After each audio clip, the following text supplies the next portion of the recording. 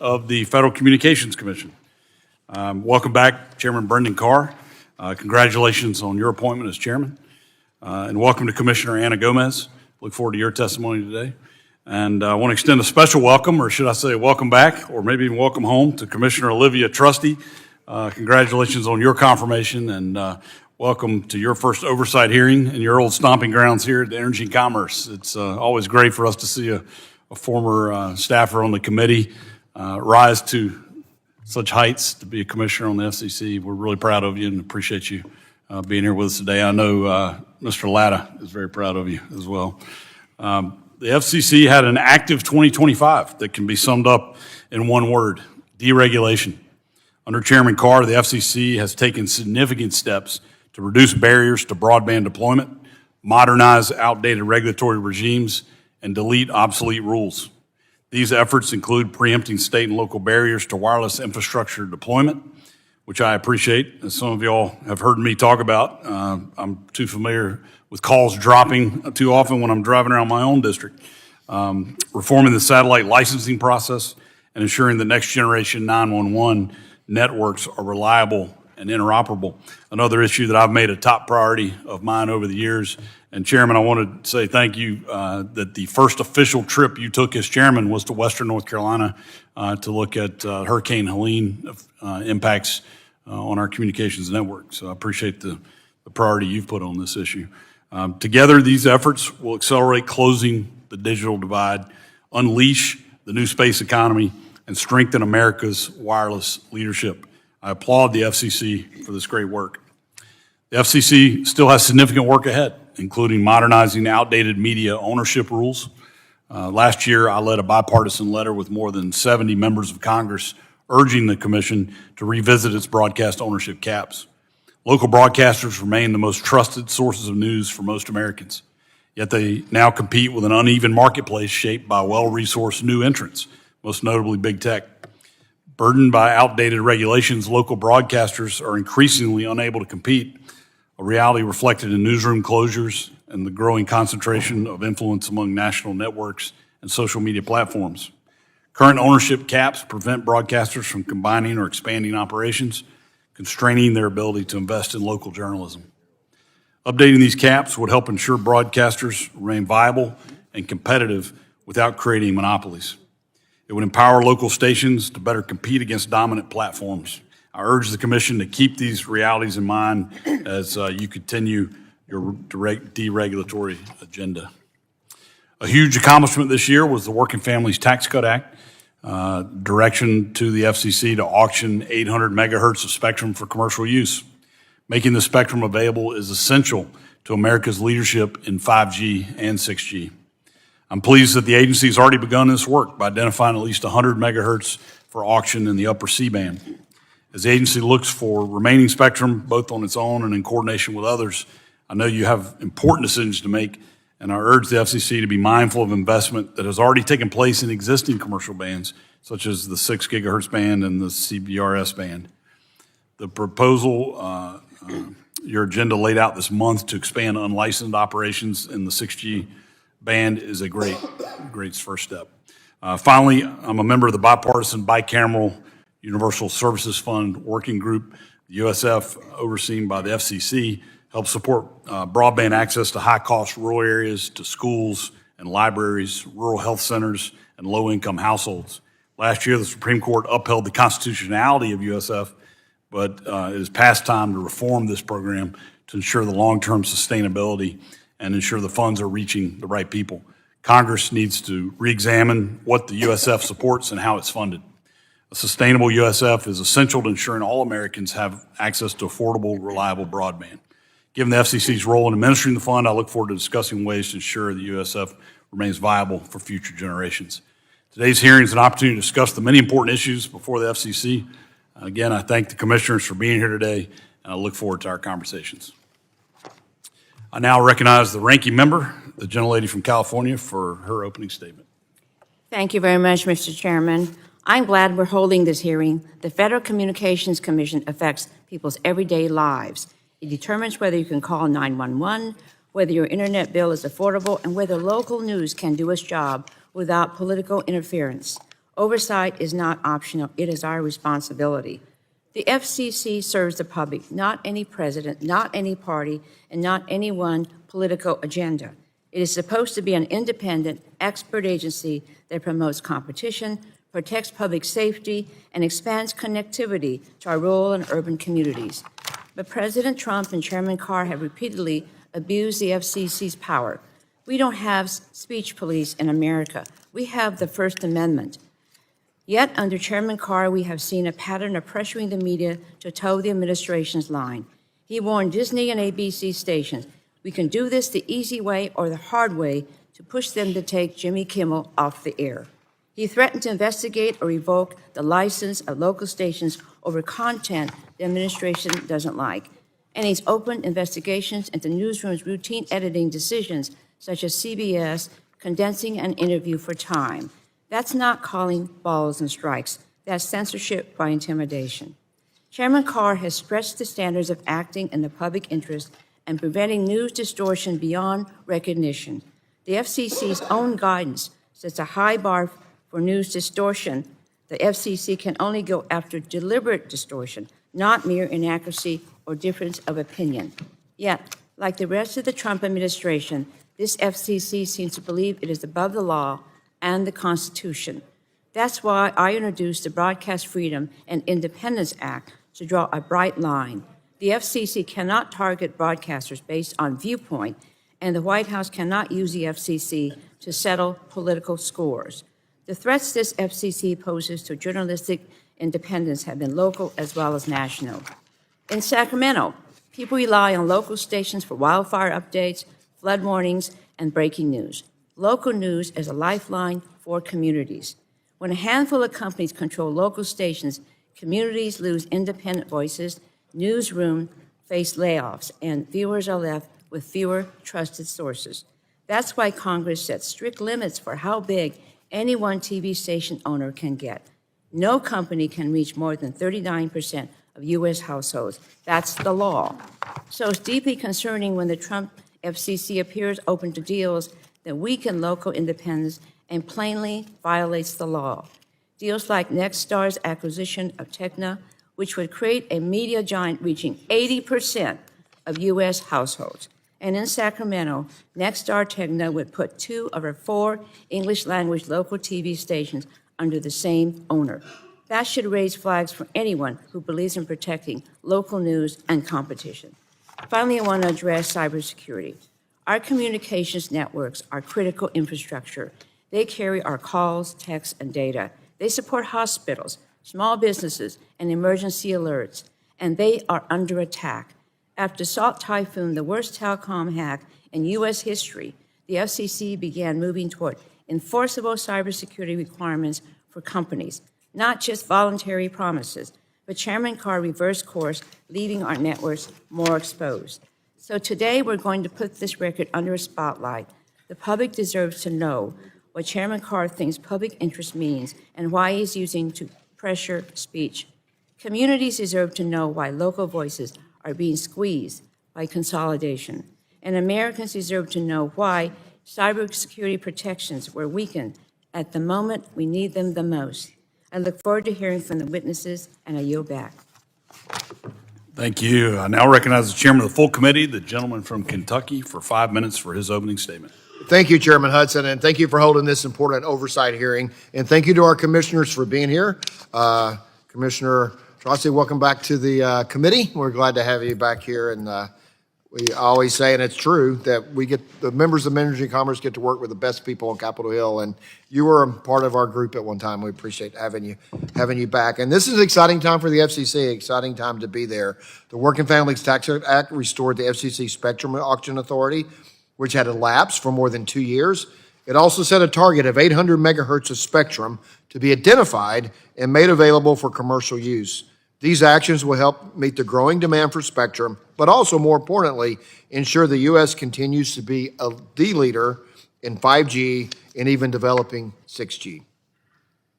Under the first Trump administration, the FCC made a significant amount of mid-band spectrum available for licensed use and opened up 1,200 megahertz of spectrum for unlicensed use. This strengthened our position as a global technology leader and American innovators have seized the opportunity. But in the years ahead, the United States must continue to lead in wireless innovation. Otherwise, adversaries like China will dominate this battle and set their own standards according to the values of the Chinese Communist Party. That is harmful to both our economic growth and our national security, and I would say the security of the world. Facing these risks, we must act quickly.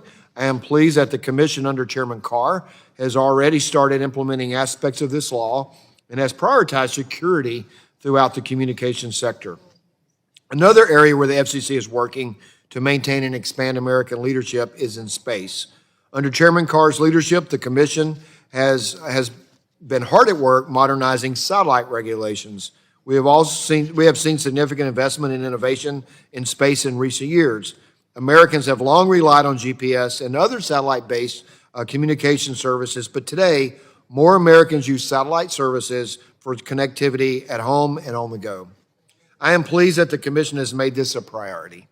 Finally, I have noted several times during this Congress the urgency of updating media regulation to allow regulated industries the opportunity to compete against new platforms, and specifically the big tech companies who are competing with broadcast and cable companies for advertising revenue and viewership.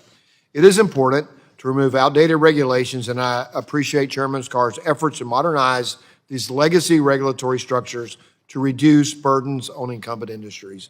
This is an important time for the FCC. I look forward to hearing from the commissioners, and I yield back. Thank you, Chairman. Now recognize the gentleman from New Jersey, the ranking member of the full committee, for 5 minutes for his opening statement. Thank you, Chairman Hudson. One of President Trump's most defining qualities has been his contempt for American media and his hostility towards the First Amendment. Trump has repeatedly attacked and threatened late-night hosts for making jokes that bruise his ego, dismissed reporting he does not like as fake news, smeared journalists for merely doing their jobs, and taken completely meritless legal action against news networks that do not bend to his will. And he's also debased the office he holds by resorting to bullying and name-calling, recently telling a veteran reporter who asked a question about the Epstein files, and I quote, "Quiet, piggy."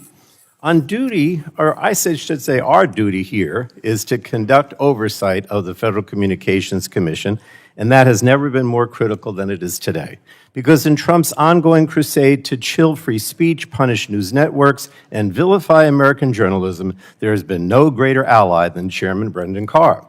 Over the last year, Chairman Carr has grossly distorted the power and purpose of the FCC. He has weaponized the agency to benefit Trump and punish anyone who challenges him. He has rubber-stamped shady deals between media conglomerates when those deals have included monetary and political benefits for the president. He opened a sham investigations into small local media outlets for simply reporting on publicly available information about ICE raids. He weaponized the FCC's public interest principles to bully news organizations, and Chairman Carr repeatedly violated the First Amendment by threatening and intimidating broadcasters who aired speech that the president does not like.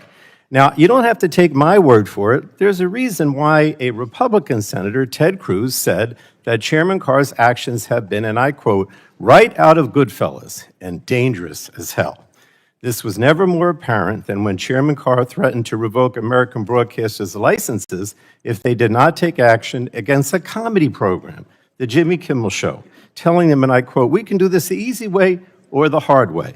And let's be very clear about what happened there. The federal government threatened to wield its power to stamp out speech it did not like, and this is a violation of the First Amendment. This is censorship, which does not belong in America. There was a time when my Republican colleagues would have been up in arms over all this, when their allegiance to the First Amendment was greater than their loyalty to one man. But obviously, that's not the case anymore. And the chairman's misdeeds do not end with his clear and dangerous violations of the First Amendment. After months of delay, Chairman Carr approved the Skydance Paramount merger, only after President Trump was paid $16 million to settle a meritless lawsuit, offered $20 million in free advertising, and received guarantees that CBS's editorial decisions would be tweaked in his favor. This is what we call a quid pro quo, facilitated by Chairman Carr. And that's why Representative Raskin and I have opened an investigation into this merger's approval. The American people deserve to know the truth, and that some of us in Washington still believe that billionaires should have to play by the same rules as the rest of us. Now, in sum, Chairman Carr has abandoned the FCC's role as an independent agency and has instead turned it into an instrument for President Trump's own personal and political benefit. In fact, during his testimony before the Senate, he openly stated that the FCC is no longer an independent agency because the president says so.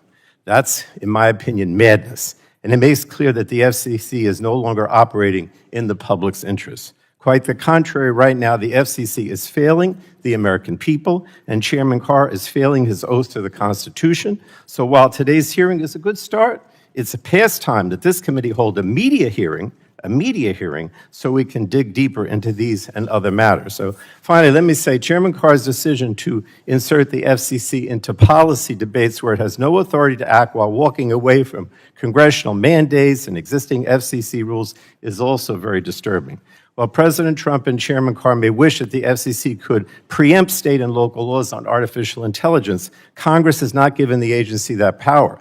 The FCC also does not have the power to raise the 39% national TV ownership cap, which can only be changed by Congress. So, frankly, Americans deserve a lot better than this. They deserve an FCC that upholds their constitutional rights, that acts in their interests, not in the private interests of the president. And with that, Mr. Chairman, I yield back.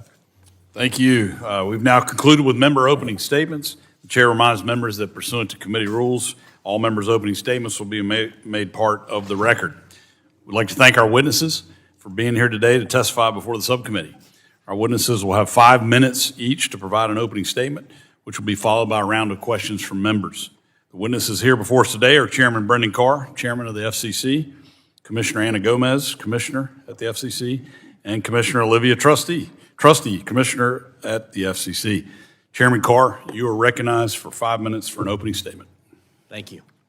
Chairman Hudson, Ranking Member Matsui, distinguished members of the subcommittee, thank you for the invitation to testify. While this is not my first time appearing before the subcommittee, it's my first time doing so as chairman. Like my colleagues, I have fond memories of this room. I started as an intern here over 20 years ago now. I also want to start by saying how proud I am of the FCC's dedicated staff and everything they accomplished for the American people last year. The FCC delivered an historic set of wins in 2025 thanks to them. I also want to applaud the important work that the subcommittee has accomplished this Congress. For instance, thanks to Chairman Hudson, Chairman Guthrie, and many of their fellow members, the FCC's Spectrum Auction Authority has now been restored through President Trump's Working Families Tax Cut Act, a major legislative accomplishment. In terms of the FCC's work, the agency has been following President Trump's strong leadership and moved quickly to execute on an ambitious set of reforms. We're advancing a Build America agenda, a concrete plan to unleash high-speed infrastructure builds in communities across the country. We're reinvigorating the agency's consumer protection work, including cracking down on illegal robocalls. We're empowering broadcasters to meet their public interest obligations.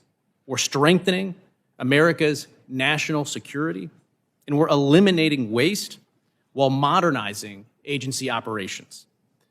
Much of this represents a significant change from the Biden administration policies. Indeed, when I took over as chairman of the FCC a year ago, the FCC faced several serious challenges. For instance, the Biden administration had allowed the U.S. to fall behind when it comes to one of the most important features of our economic strength, national security, and connectivity goals, spectrum. The FCC Spectrum Auction Authority had lapsed 2 years earlier. The Biden administration had failed to tee up a single new spectrum band for auction. And President Biden's national spectrum strategy committed to freeing up exactly 0 megahertz of spectrum. On top of that, permitting reform was going nowhere.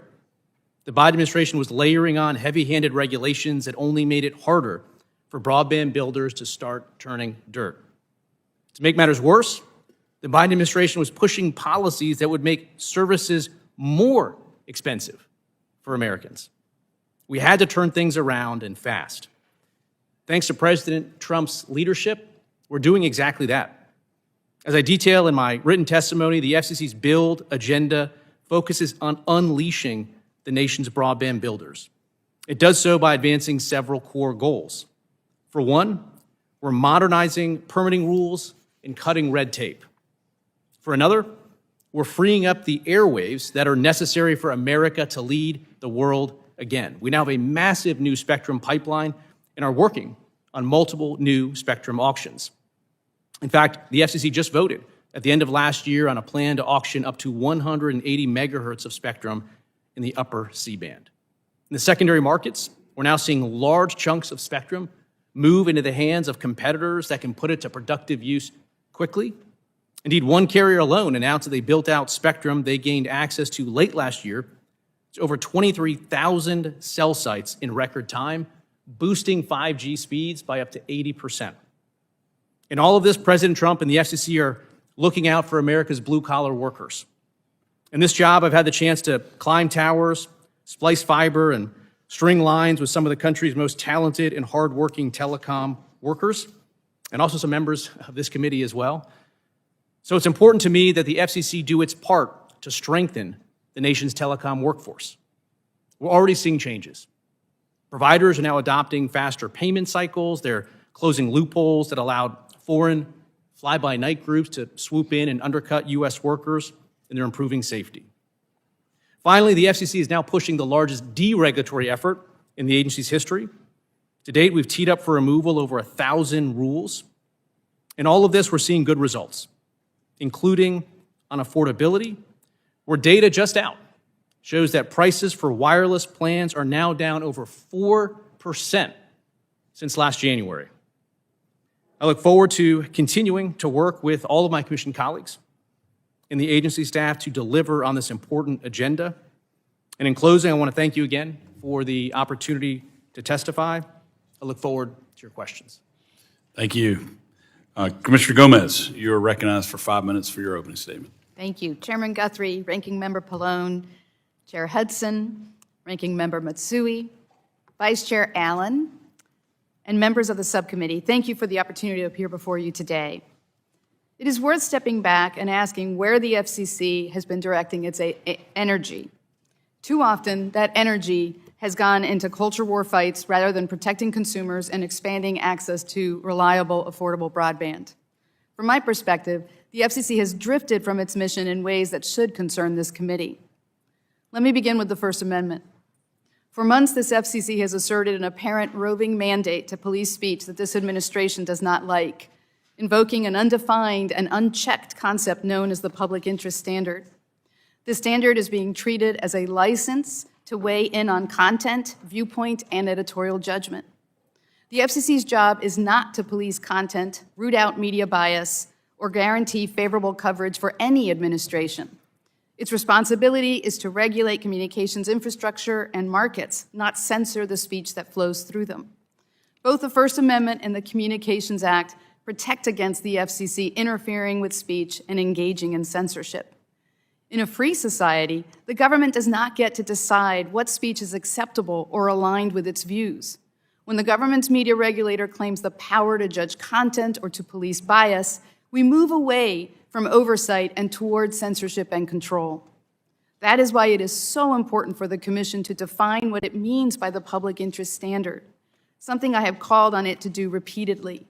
It is also why Congress must insist on guardrails and protect against the FCC acting as an arbiter of free speech.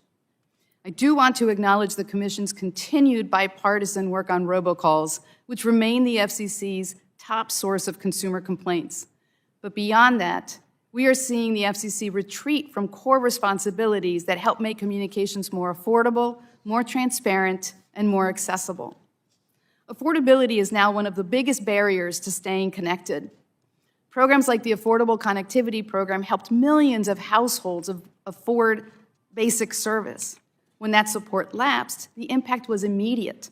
Yet the Commission has failed to treat that loss with the urgency it demands. Instead, what we have seen is a clear pattern of retreat from practical, consumer-focused initiatives. The Commission eliminated E-rate support for school bus connectivity and hotspot lending by schools and libraries. For many students, seniors, and families, These programs were the only reliable connection to the internet. Ending them removed one of the most effective tools we had to help people participate in the digital economy and to avoid being left behind. The Commission has rolled back limits on exorbitant prison communication rates. These communications are often the only way for those in prison to stay connected to the support they need to return to society without turning back to crime. Vulnerable families will now be paying higher phone rates because of this FCC's actions. The Commission has proposed weakening the broadband nutrition labels it previously adopted, making it harder for consumers to compare prices, speeds, and fees before they sign up for service, and making it easier for prices to rise. The Commission has stalled the Cybersecurity trust mark after years of bipartisan work, leaving consumers without a practical tool in an increasingly risky digital marketplace.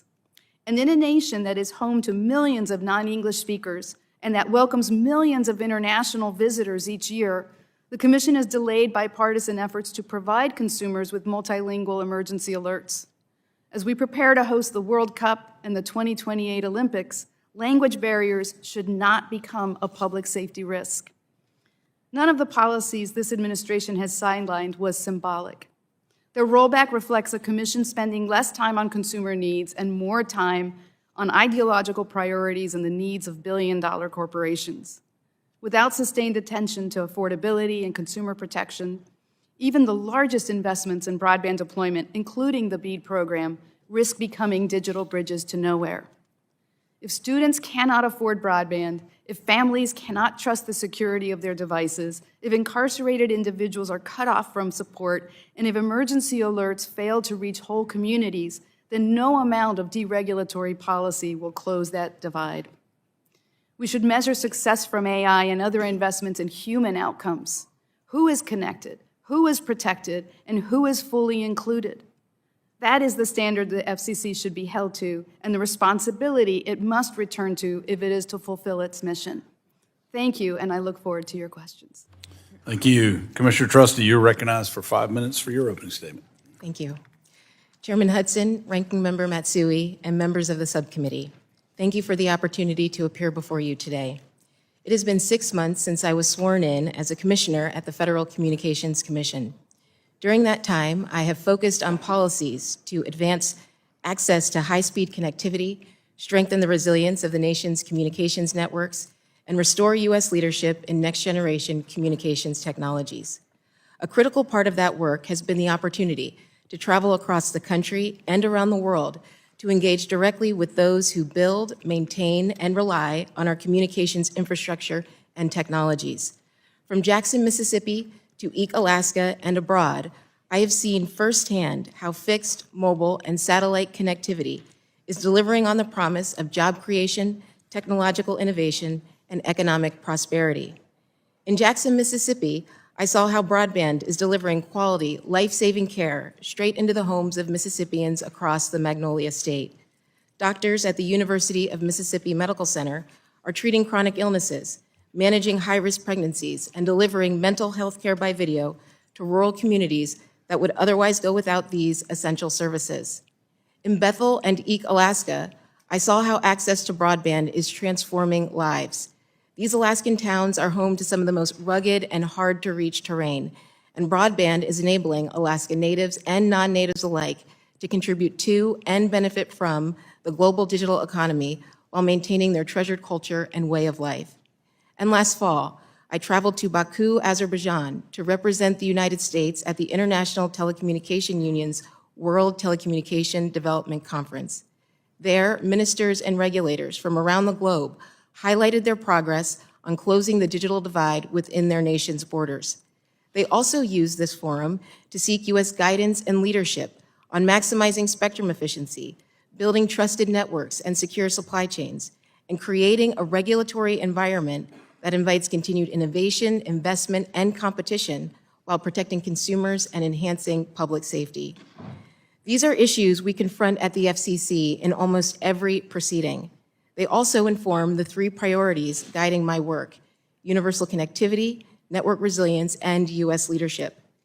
Ensuring that every American has access to communication services has been the FCC's core mission since its founding. In addition to the Universal Service Fund, removing regulatory barriers that impede broadband deployment is critical to connecting every American. I commend members of this subcommittee for advancing several legislative proposals to reform the permitting process, which will help accelerate the delivery of high-speed broadband services to homes and businesses across the country. In an era of growing digital hostility, however, achieving universal connectivity requires increased focus on the deployment of trusted and resilient network infrastructure. Our communications networks are the backbone of both our economy and our defense. From robocall scams to foreign-made network components to infrastructure vandalism and copper theft, the threats are evolving rapidly.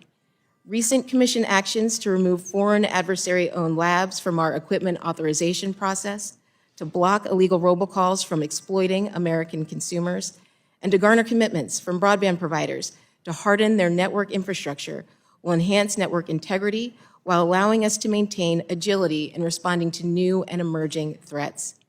U.S. leadership in next-generation technologies, 6G, AI, emerging commercial services in space, and more hinges on our ability to deploy high-speed and resilient communications infrastructure to every corner of the country. Thanks to President Trump and members of this subcommittee, the Commission's General Spectrum Auction Authority has been restored along with the creation of a long-term spectrum pipeline. This positions America to lead in wireless innovation and beyond. Our continued success in technological advancement will ultimately be determined by a domestic and international regulatory environment that emphasizes innovation, competition, and global cooperation. Importantly, U.S. leadership isn't inevitable. It must be earned. I look forward to working with members of this subcommittee, the full committee, and our interagency partners to ensure that the United States is positioned to capture first-mover advantages in technologies that will define the future of our economic and national security. Mr. Chairman, thank you again for this opportunity to testify, and I look forward to your questions. Thank you very much. I'd like to take a moment of personal privilege and welcome someone I see in the audience here, former chairman of this subcommittee and the chairman of the full committee, Greg Walden. Welcome back. Good to see you, sir. We will now begin questioning, and I recognize myself for 5 minutes. Chairman Carr, for the United States to maintain its leadership in wireless innovation, we need to make both licensed and unlicensed spectrum available for commercial use. Can you tell us why a balanced spectrum policy is so important?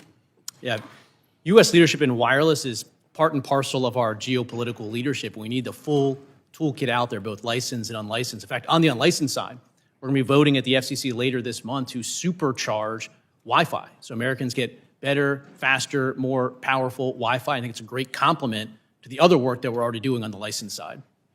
Appreciate that. Commissioner Trusty, do you have anything to add to that? Sure. Thank you for the question, and thank you for your leadership on spectrum policy. I've been a proponent of an all-of-the-above approach to spectrum policy, where we can accommodate a variety of users, use cases, and technologies.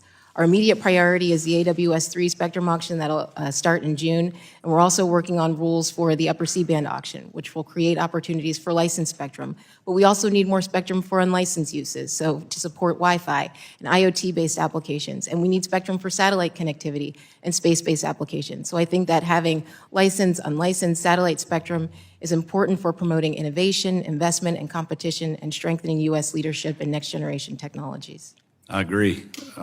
Chairman Carr, the White House recently released a presidential memorandum on 6G. How does this action affect your collaboration with NTIA on identifying additional bands for auction? Well, thanks again to the work of you and this committee and President Trump, we now have a real concrete spectrum pipeline, 800 megahertz. And as part of that, we are collaborating very closely with NTIA, with Commerce, with the White House to make sure we're identifying the right target bands, studying them, and staying on track. And so that's a really good thing. Again, we, as a country, were behind a little bit on 3G, but we caught up on 4G, we caught up on 5G, and now President Trump is making sure that the U.S. leads the way on next-generation technology, too. Great. Chairman Carr, as I mentioned in my opening statement, I'm part of the bipartisan, bicameral Universal Service Fund working group that's trying to implement long-term reforms to ensure sustainability for USF into the future. How does the USF ensure that broadband remains affordable for all Americans?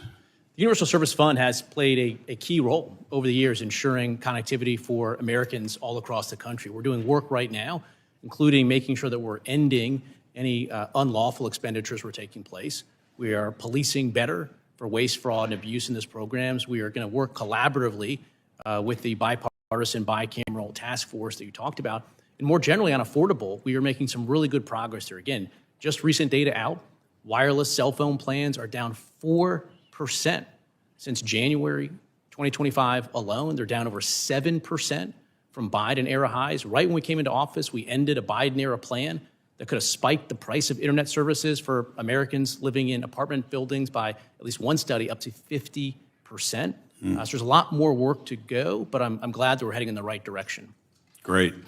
What reform ideas should Congress consider, particularly on the distribution side, as we evaluate the future of the USF?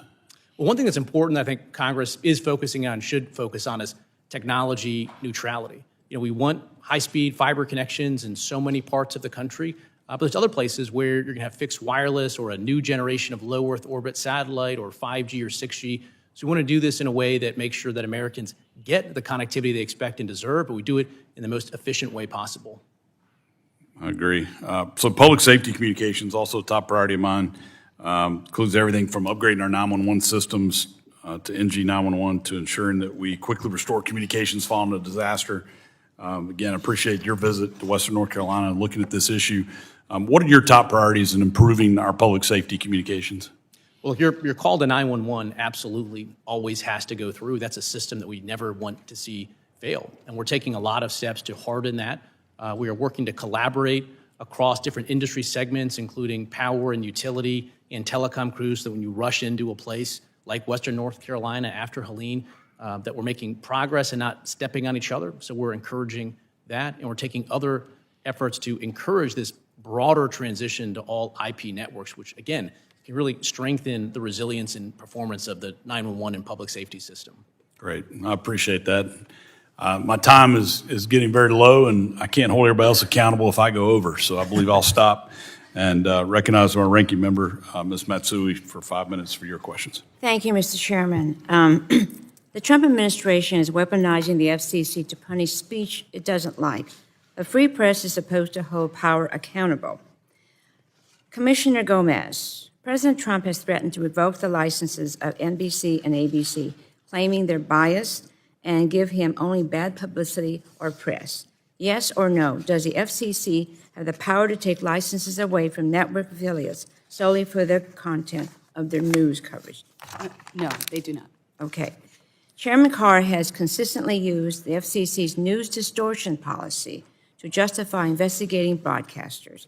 Can you briefly describe the news distortion policy and whether, in your view, it allows the FCC to revoke or not renew a broadcast license for perceived bias? Thank you for that question. So the news distortion policy covers local broadcasters broadcasting news about a significant event, but it requires intentionality to mislead about a significant event, not merely an incidental event. And it also cannot be used if you just simply disagree with the content and if it's just an incidental mistake. Now, the courts have looked at the constitutionality of the doctrine, and what they've said is, under the constitutional scrutiny, because we are looking at deliberate distortion and not just mere inaccuracy or a difference of opinion, that it would uphold the constitutionality of the news distortion policy. Under this FCC, however, we appear to be using the news distortion policy to go after any content that we don't like, and using that in conjunction with this vague public interest standard. Okay. Chairman Carr, the Communications Act requires broadcasters to serve the public interest. Does that standard allow the FCC to censor or interfere with broadcasters' free speech under the First Amendment? I just want a yes or no here. What the Supreme Court has said on this issue is that, quote, no one has a First Amendment right to a license. So the FCC enforcing the public interest standard on broadcasters, according to the Supreme Court, doesn't violate the First Amendment and doesn't constitute So where do you come censorship. down? Is it yes or no? I want to just hear from you, yes or no? So could you repeat it? Yes or no? I mean, just don't quote the Supreme Court. Where are you? Yes or no? Look, the FCC has an obligation to enforce the public interest, and that's very unique as to broadcasters. Again, if you step back, broadcasters are unique among all other distributors of news and information because they have a license. I don't need a speech now. Does the public interest include informing the public about what their government, including ICE, is doing in their local community? Yes or no? The core ingredient of the public interest standard is to identify the needs of your local community and make sure you're meeting that. Okay, so it's a yes, right? Broadcasters have an obligation to identify and meet the needs of the local communities they serve. Okay. When you talk about the public interest, does the public include Americans who disagree with the president? I just want a yes or no here. Does the public include people that disagree Who with the president? disagree with the Yes. president when you talk about public interest? Does that include Americans who disagree with the president? I just want a yes or no. Yes, the public includes people that Okay. disagree with the president. In 2021, you wrote that a newsroom's decision about what stories to cover and how to frame them should be beyond the reach of any government official. Do you stand by that today? Yes or no?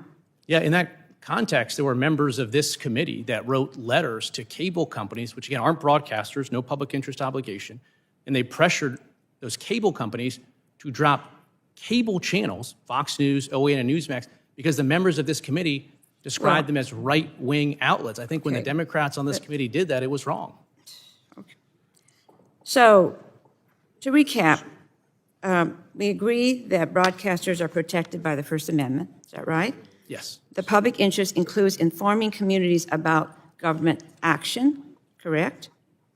And the FCC, a government agency, shouldn't influence newsrooms' decisions, correct? Okay. So why did the FCC open an investigation into KCBS in San Francisco after it covered the January 26th ICE raid in San Jose? The FCC, I believe, received either a complaint or we heard concerns about that specific radio station, and we've raised those concerns. I believe we've heard back from that radio station, and we have nothing new to share to update on that investigation. Okay, so, That's time. excuse me? Did I lose my time? Yep. Okay. It seems like. Your time has expired. All right. Thank you very much. Thank you. Chair now recognizes the chairman of the full committee, Mr. Guthrie, for 5 minutes for your questions. Thank you for being here. So Chairman Carr, I appreciate your commitment to meeting the 800 megahertz target established in the Working Families Tax Cut. Can you talk about how the consumer benefits that making spectrum more available for commercial use brings to hardworking Americans, but focus on how it will impact prices for hardworking Americans? Thank you very much for the question. Prices, according to new data just out, on the wireless side in particular, are already down over 4% from January 2025 alone. And part of this is our work to make more spectrum available, both through auction and secondary markets. When you introduce new spectrum into a market, the data shows that it drives down prices for consumers significantly. And so both in our work in the secondary markets and our work in the upcoming auctions, pushing more spectrum into the marketplace is going to be really good for consumers. Okay, thank you. So, Commissioner Trusty, the U.S. has led the world in wireless innovation, including through unlicensed uses of spectrum, such as Wi-Fi is a great example of unlicensed. It's changed the way people connect to the internet and led to an ecosystem of new devices that we all rely upon. So could you, how can we continue to foster this innovation and investment to ensure the United States continues to lead the world in wireless? Sure. Thank you for the question, and thank you for your leadership in spectrum policy.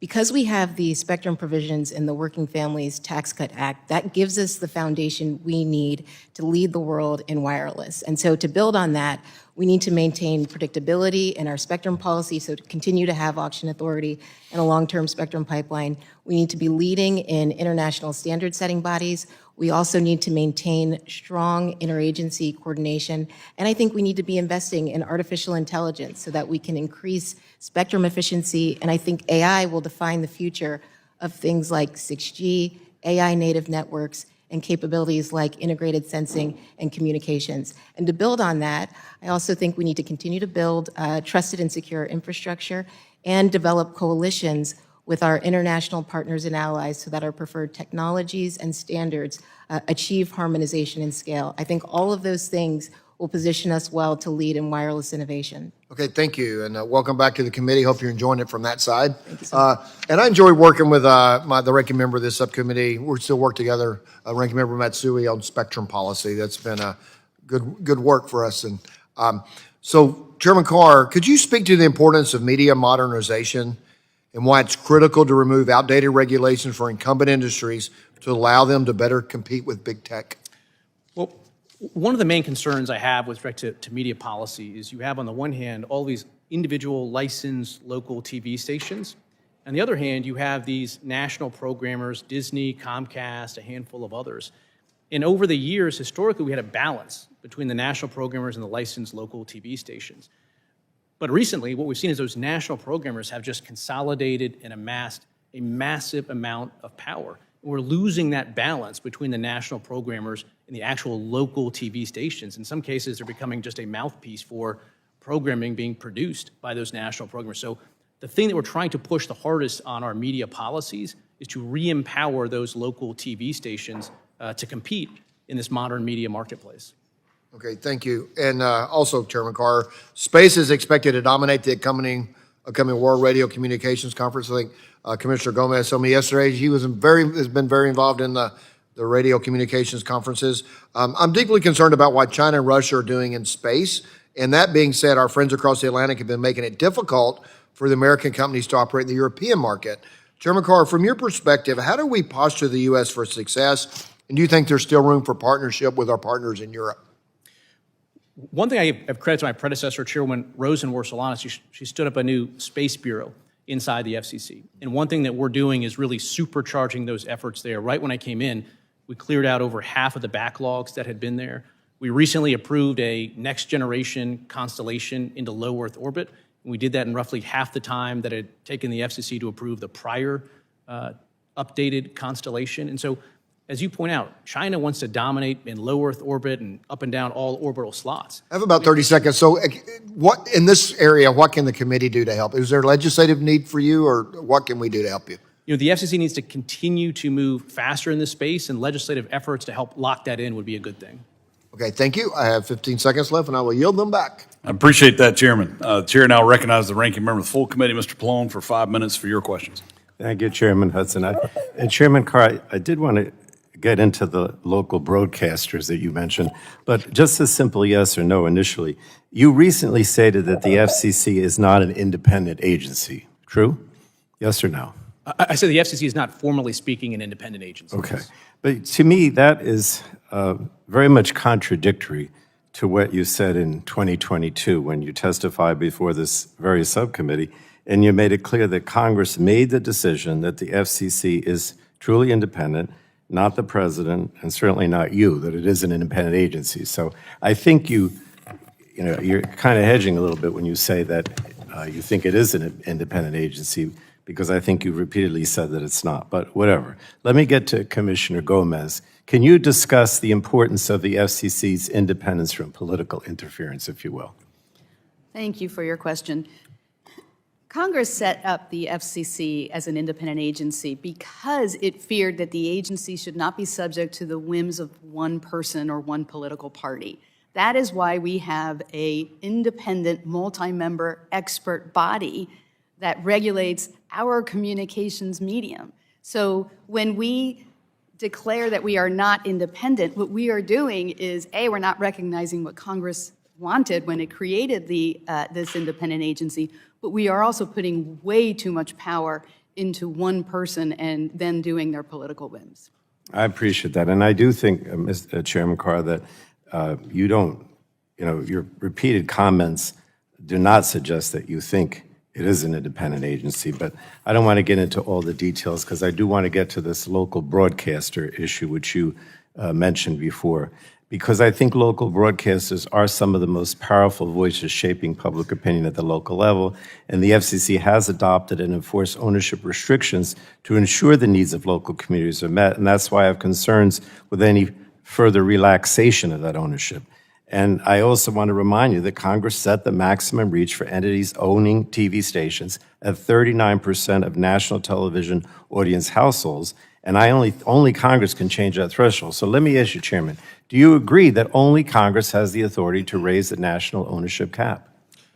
The position of the FCC consistently over the prior 4 chairs, Republican and Democrats alike, has always been that the 39% cap is a rule that the FCC has on our Code of Regulations. And as a general matter, I really agree with you on the need to reinvigorate. Right, but local you're broadcast. saying then that you don't think, you think you can raise it on your own. The commission can. These are issues that we're looking at right now. I'm just saying, Well, I mean, yes or no? You do believe that you can raise the cap on your own? You're saying it's a regulation, not a statute?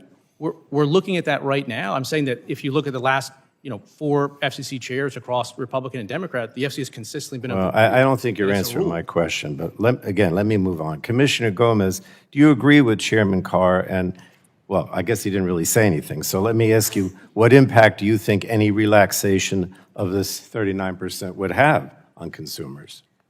Thank you for that question. So yes, the 39% ownership cap is in fact in the statute. The Congress amended the Communications Act when it imposed the 39% ownership cap. So I don't think that we have the authority to waive that. It is not just a rule. Rules are how we implement the act. I believe consolidation is worrisome. I travel all over the country and I meet with local broadcasters, and I am always so impressed with their commitment to their communities and to serving their communities. What I fear is that this consolidation is going to enable behemoth corporate parents to take those local broadcasters and to create, quote, efficiencies that will in fact water down local news and then lead to less service for their communities, not more. Well, thank you. One more question. I had a lot of discussion with the chairman about the public interest or the public interest standard, but I really believe that under Chairman Carr's leadership, the FCC has really not served the public interest, but rather the personal or political interests of President Trump. So let me ask you, Commissioner Gomez, has the FCC under Chair Carr's leadership been guided by the public interest standard as you would expect, especially when it echoes President Trump's threats to take away broadcast licenses for merely criticizing him? How is that in the public interest? Fundamentally, it's important to note that we are subject to the First Amendment and to the Communications Act prohibition on censorship. We cannot use this vague and undefined and unchecked term, the public interest, in order to go after any content we don't like. What we are seeing under this administration is retaliation against speech and reporting that this administration doesn't want in order to get coverage that this administration wants. That is not a good use of the public interest standard, and we need to define what we mean by that. The gentleman's time's expired. Thank you, Mr. Chairman. Thank the gentleman. Chair, and I'll recognize the Vice Chairman of the subcommittee, Mr. Allen, for 5 minutes for your questions. Thank you, Chairman Hudson, and also Chairman Carr and other members of the commission for being here today. And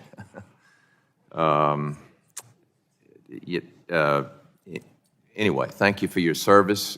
It's great, even under the duress that you're dealing with, but which I really apologize for. But anyway, Chairman Carr, last March, 73 members of Congress, including myself, sent a letter to your commission calling for immediate action to update outdated ownership regulations. Our letter emphasized the need for rules that reflect today's competitive media landscape, where local broadcasters face unprecedented challenges competing with the unregulated big tech platforms. Could you provide us with a status update on this issue? And as I understand it, with the local broadcasters, it's a matter of survival. I mean, this is a real problem. Could you update us on that? Yeah, thank you, Congressman, for the question and for your leadership on this issue. The FCC has a couple of active proceedings underway where we're looking at this. Again, my North Star through all this media policy is I'm not interested in seeing the national programmers, Disney and Comcast, amass any more power than they already have. I think one thing that we have to try to look at, whether it's this proceeding or otherwise, is how do we create some better structural competition to them? Because to your point, if you look at local news right now, it's principally being driven by local broadcasters. We used to have thousands of local newspapers across the country. I know in your experience, you're seeing them close down or at least stop physically printing by the dozen. What I don't want to see, I think the conversation that we should have in Congress is, if we care about local news and local reporting, how do we make sure that those local TV stations continue to be economically viable? Because we don't want them to go the way of so many newspapers. I don't think we'd be better off as a country if we lost them. And, you know, again, it's run by local folks who live in the community, who work in the community, who contribute to the community. And I don't see how being part of a bigger organization to survive, you know, the current turmoil, if you would say, in this industry and expansion in this industry is I think it's, you know, I think it's important that we have that local influence. You've made empowering local broadcasters a centerpiece of your agenda. One such way has been your oversight of retransmission consent fees, ensuring that they are used as Congress intended, that is, by local broadcasters for a program that serves the local community. Can you update us on your oversight of the transmission consent regime and explain why this is so important? Well, one issue that we're looking at is those agreements, the affiliate agreements between the local TV stations on the one hand and those national programmers on the other. We're looking at lots of different ways to help empower that. Retrans is a very complex issue. On the one hand, we're seeing declining revenues at a lot of local TV stations. At the same time, the national programmers will say they need to maintain scale themselves to continue to compete for expensive sports rights. And so we have to try to find a right balance between having the financial capability of local TV stations to invest in local news and reporting, but also making sure that they have, you know, the national sports rights that people expect and demand. It's a complex issue, but we're looking at it. Yeah. Yeah, there's nothing worse than having the national championship and then all of a sudden you find out, oh, I can't get it on my television. Yeah. We know that in 2027, China will host the next World Radio Conference, an international conference that will set global rules for using spectrum. Under the last administration, domestic disputes between federal agencies about how spectrum should be used sidelined the United States and allowed other countries to pick the spectrum bands for next-generation networks. As a result, the United States now trails the world on mid-band spectrum for wireless broadband. What does the United States need to do to ensure it is ready for the next World Radio Conference? How can we ensure that the United States and not China is driving global spectrum focus at this conference? Thank you, Congressman. I think you're right. If you look back at past radio conferences, there was some gaps between different federal agencies in terms of their positions. That doesn't put us on the strongest possible footing. You know, thankfully, President Trump has been very clear to every agency that the United States is going to lead the world in next-generation technology. And that's resulted in a lot of close collaboration from the FCC, NTIA, Commerce, the White House, and hopefully, you know, we continue to make a very strong, unified position, because we know China and others are going to be very unified going into that, and so we need a strong U.S. position as well. Good. Gentleman's Great. time has expired. Yeah, thank you for your service. Now yield back. Thank you. Chair now recognizes the gentleman from Florida, Mr. Soto, for 5 minutes for your questions. Thank you, Chairman. President Trump has the most corrupt administration in modern history.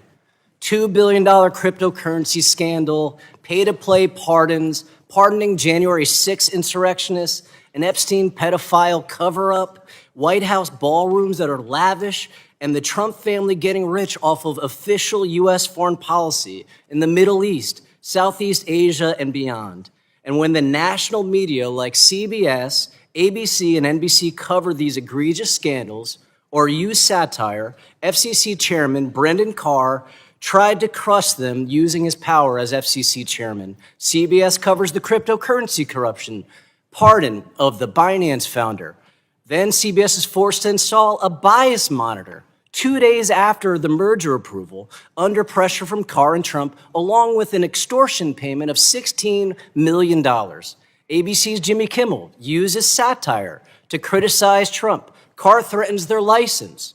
NBC's Seth Meyers uses satire to criticize Trump. Chairman Carr echoes Trump's call for Meyers' ouster. Chairman, you've turned the FCC into Trump's attack dog to crush First Amendment rights through FCC extortion. The Chinese Communist Party would be impressed. There was a time when you passionately defended First Amendment rights. In fact, you and I tangoed over COVID and issues related to that. So how do you justify using the FCC to censor news and satire of Trump's rampant corruption? Have an obligation to operate in the public interest. And in 2021, Is it we not wrote the this public letter interest? right here to the FCC asking us to take action when there's a transaction pending at the FCC involving a Spanish language radio station in South Florida. Is it You talk not in about the public disinformation and interest pressuring the for FCC people to to know market. about the corruption And then that's you had happening in other this Democrats administration? step in and say, to win in 2022, this must stop. Pressuring the FCC to block a sale because Democrats thought it would be bad for Reclaiming the midterm my election in time. 2022. You serve the After American that, people. What is the that sale didn't issue go through. is blatant corruption by the Trump administration and you trying to hide it. And everybody knows it. Commissioner Gomez, one day Chairman Carr's reign of un-American censorship will be over. How do we restore public confidence in the FCC after this national censorship scandal? Oh, thank you for that question. I think Congress can really help us here by putting guardrails on the FCC so that it cannot violate the First Amendment and censor content on broadcasters. And what do you think those guardrails should be? I think defining the public, what it means to serve in the public interest would be very helpful. Do you think highlighting corruption is in the public interest? I think the FCC should stay out of content, whether we like it or not. And that is the problem, is this administration wants to retaliate against news organizations that have the temerity to report factually about this administration. Well, the history books will not be kind to that. It's been over a year since Trump took office, and we still don't have rural broadband in rural communities like mine and others. You came to my district a while back in Orlando to hear from veterans who utilize internet to help with their health care. What has the effect been of the BEAD program still not being rolled out across America with regard to consumers? Yes, it is so important for us to be able to participate in this economy today, the digital economy, to have access to affordable broadband. And the communities that don't have that are getting further and further left behind. And as you know, when we came, we were talking about the Affordable Connectivity Program and how important that was to veterans to be able to make their meetings and their health care appointments without having to, in fact, travel. It saved them days of painful travel. So we need to focus on this issue so that every American can have access to affordable and accessible broadband, especially if we want to be world leaders in artificial intelligence. It is so important. And what happens to rural businesses, farms, ranches when they don't have access to high-speed broadband? If you don't have access to high-speed broadband, you really are at risk of being left behind. It is an imperative in today's economy, in this digital economy, to have access to broadband.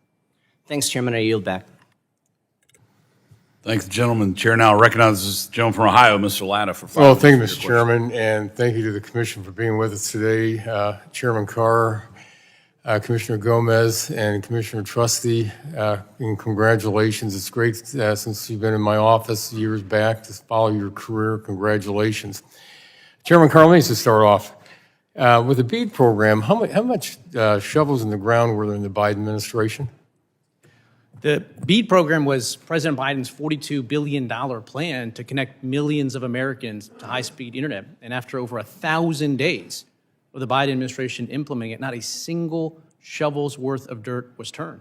Now, President Trump and Secretary Lutnick and NTI Administrator Roth have come in and they've turned that program around, and we're finally going to be seeing dirt turning and Americans getting connected. So I just want to make sure I heard that correctly. Nothing happened in the Biden administration. Let me turn to another topic I know that you and I talked about through the years, especially when we had this Spectrum Authority auction lapse.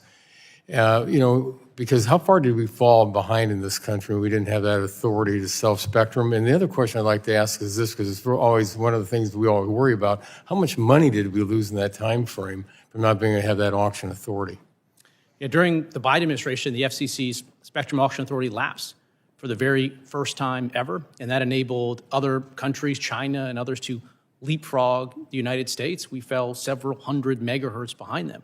But thankfully, this Congress came together, President Trump came together, and passed a working families tax cut that created a strong pipeline of 800 megahertz. And again, every time you bring spectrum online, that drives down prices for consumers, and so that's what we're doing right now. So I understood that correctly. It was during the Biden administration that authority lapsed. Let me ask you another question, because this just came in. I know that we talked about this for years, and I worked on legislation on robocalls and trying to protect the public out there. And I know that in reading your testimony that the commission wants to move forward and make sure that we protect people out there from these robocalls that people are getting. Well, thank you. Robocalls obviously are our number one consumer complaint, and right now we're building on the long-term bipartisan work of the agency on this. One thing we're doing is historically the FCC would focus on a very small number of robocallers that generate a lot of calls, and they would fine them hundreds of millions of dollars, but those fines would largely go uncollected. And what we're doing now is we're picking up on something we did in the last administration, which is to kick providers out of our robocall mitigation database if they're not doing enough to fight illegal robocalls, and that effectively cuts them off from the U.S. telephone network. And more generally, we're going at every single portion of the life cycle of illegal robocalls and making it harder for the bad actors to get their calls through, including we're looking particularly at foreign-originated illegal robocalls. Well, I know the American public out there is going to appreciate your work on that, because I know I just got a call the other day from a constituent that had problems with robocalls coming into their business. Commissioner Trusty, you know where I'm from and what my area looks like, and there's areas out there, of course, that we don't have broadband. And I know I worked years back making sure that we had accurate maps before we'd spend money to make sure that dollars were spent. And in your testimony, you talk about some of the things you're really focusing on, and one of the things I think it's really important you talk about is when we talk about rural healthcare and telehealth. And I know when I'm in my rural hospitals, they can't afford to have a lot of different programs, you might say, or docs doing certain procedures, or especially on the mental health side. Could you just elaborate a little bit on the mental health side and the telehealth side? Absolutely. Thank you so much for the question. As you know, the Rural Healthcare Program ensures that rural patients have access to modern, quality healthcare, including telehealth. And the FCC has made some process improvements to improve access to this essential program by extending the application deadline, by making sure funding aligns with demands. And we've been able to roll over unused funds for this year, for 2025, to ensure that we increase access to this important service. I think as part of the USF Congressional Working Group, there's another opportunity to explore additional reforms that can be made to this program to ensure that Americans in rural communities across the country have access to the quality care that they need. Well, thank you. If I could just return to you, Commissioner Carr, just real quickly, because we had discussions when we talked about 4G, 5G, 6G, and I'd always ask this question: are we winning the race? I mean, you know, who's our competitor out there? We got to win this race. So are we winning this race out there when we talk about 6G? We are. We had fallen behind, in my view, during the Biden years, and now we've hit the accelerator, and we are going to be leading the world once again in next generation technology. Thank you very much. My time has expired, and I yield back, Mr. Chairman. Thank you. Chair, now recognize the representative from New York, Ms. Clark, for 5 minutes for your questions. Good morning, and thank you, Chairman Hudson, Ranking Member Matsui, for convening this hearing. Given the actions of the FCC under Chairman Carr, it's long overdue. Less than 1 year into his tenure, the FCC under Chairman Carr has given this committee many worthy avenues of exploration and oversight, most of which appear to stem from his new role as an obsequious partisan fulfilling President Trump's desire to exact revenge on his perceived enemies and line the pockets of the oligarch class. While appearing before this committee less than 4 years ago under the Biden administration, then Commissioner Carr rightly acknowledged the independence of the FCC, free from executive branch interference, but recently made clear that under the Trump administration, that independence is gone. While this may seem like a shocking about-face, it shouldn't be that surprising given Mr. Carr's role as author of the horrific Project 2025 manifesto, as well as the frankly bizarre choice to wear a golden lapel pin bearing President Trump's face. The weaponization of the FCC under Chairman Carr is not just frustrating, but dangerous. Dangerous for the nation and the ideals upon which it was founded. Individuals' freedom of speech and a press corps free from political intimidation are vital to a democracy. It's what also allows informed citizens to speak their minds without fear of government reprisal and serves as an important check on those in power. Unfortunately, these ideals are lost under this iteration of the FCC, which appears bound to the whims of a president intent on punishing those who report accurately on his unsettling behavior. Because my time is limited, I can't possibly list every example of the weaponization of the FCC in the last year, but a few that come to mind include reinstating complaints against news organizations that were critical of Trump during the election, while failing to reinstate a petition filed against the president's media outlet of choice, Fox. Ordering baseless investigations into NPR and PBS, using mergers to extract political revenge, and more, such as withholding approval of the Paramount Skydance merger until Trump's personal lawsuit was settled with financial payment. Launching a ridiculous investigation into KCBS in San Jose for merely reporting on ICE activity in their own community. Threatening to unilaterally alter national media ownership limits, which would reduce diversity in media and further endanger local news. Overtly partisan reinterpretations of the FCC's public interest standard and news distortion policies to enact a regime of censorship. And most notably, the overt threatening of licenses of broadcasters for carrying Jimmy Kimmel Live's show. To the last point, Senator Cruz, who I rarely agree with, aptly described Chairman Carr's threats as akin to something out of a mafia movie. And let me just say, I don't see any Michael Corleones in this room today, only Fredo. So my question is to Commissioner Gomez. For nearly 90 years, the FCC has functioned as an independent agency to insulate communications policy from political pressure. Can you explain why the FCC's independence is essential to its credibility and effectiveness, and what potential risks arise as that independence is eroded? Thank you for that question. You know, when Congress created our predecessor, the Federal Radio Commission, it considered putting the commission under the Department of Commerce. And Herbert Hoover at the time said it was a terrible idea because it was dangerous to have the regulator of the most important communications medium at the time being overseen by a single person.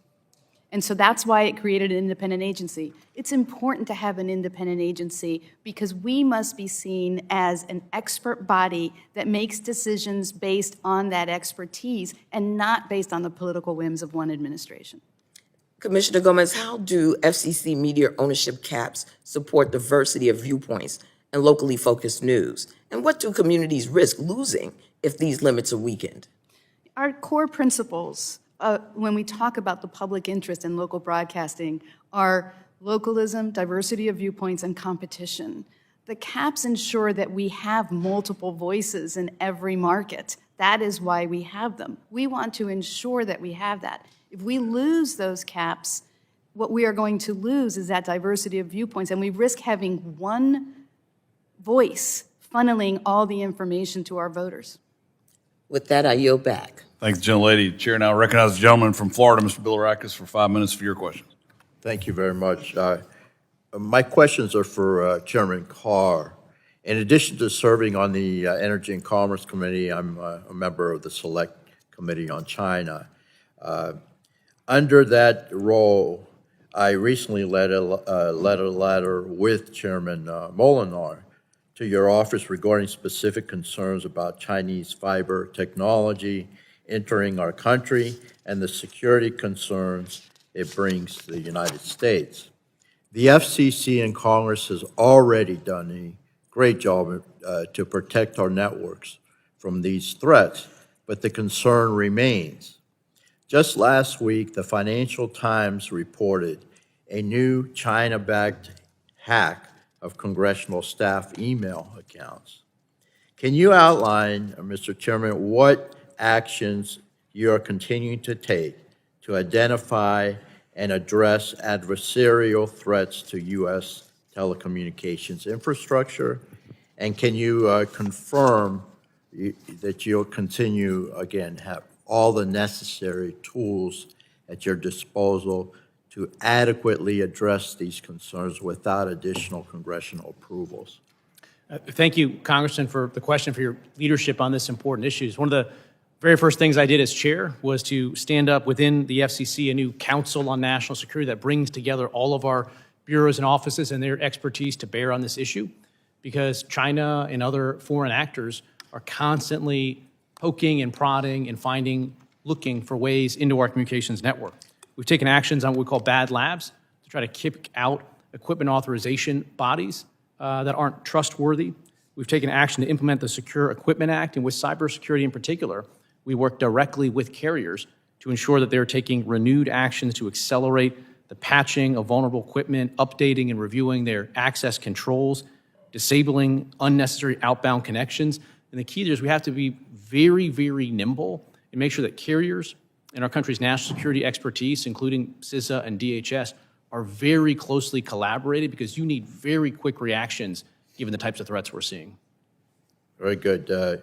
Again, question for the chairman. In your written testimony, you devote a section to the deregulatory actions the FCC has engaged in under your leadership. This includes removal of over 1,100 rules, regulations. I applaud these actions, especially as this committee is working on its own permitting reform package to streamline the process. Beyond the baseline number of regulations removed, is there any way to quantify how much time and or money is saved by these actions?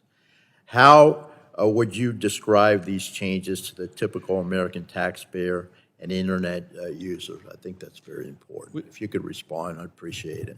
Yeah, thank you, Congressman. The easiest way to put it is that it historically it costs too much and it takes too long to build out internet infrastructure in this country, and that means communities that are on the edge case of new or additional or better service can get left behind. And so we're working hard at the FCC on permitting reform and cutting red tape, and that's going to be key to making sure that we keep driving down prices for Americans. Very good. For the last several weeks, the news has been inundated with the discovery of mass amounts of fraud within our federal programs. What are the safeguards at the FCC to help guard against fraud? And in light of what is happening with the improper payments within other agencies, is this something you're considering taking a look at and updating?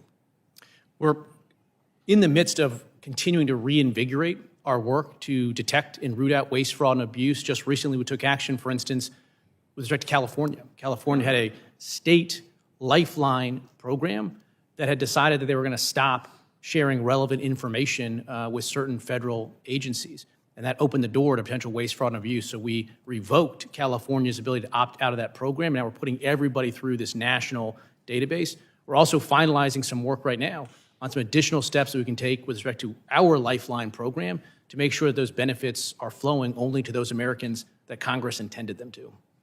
Very good. Thank you very much, and now I yield back. Thank you, gentlemen. Chair now recognizes the gentleman from California, Mr. Peters, for 5 minutes for your questions. Thank you, Mr. Chairman, for calling this important oversight hearing. In 2021, Congress voted to invest a total of $65 billion in the Broadband Equity Access and Deployment Program, or BEAD, to advance universal broadband access with over $1.8 billion reserved for my home state of California.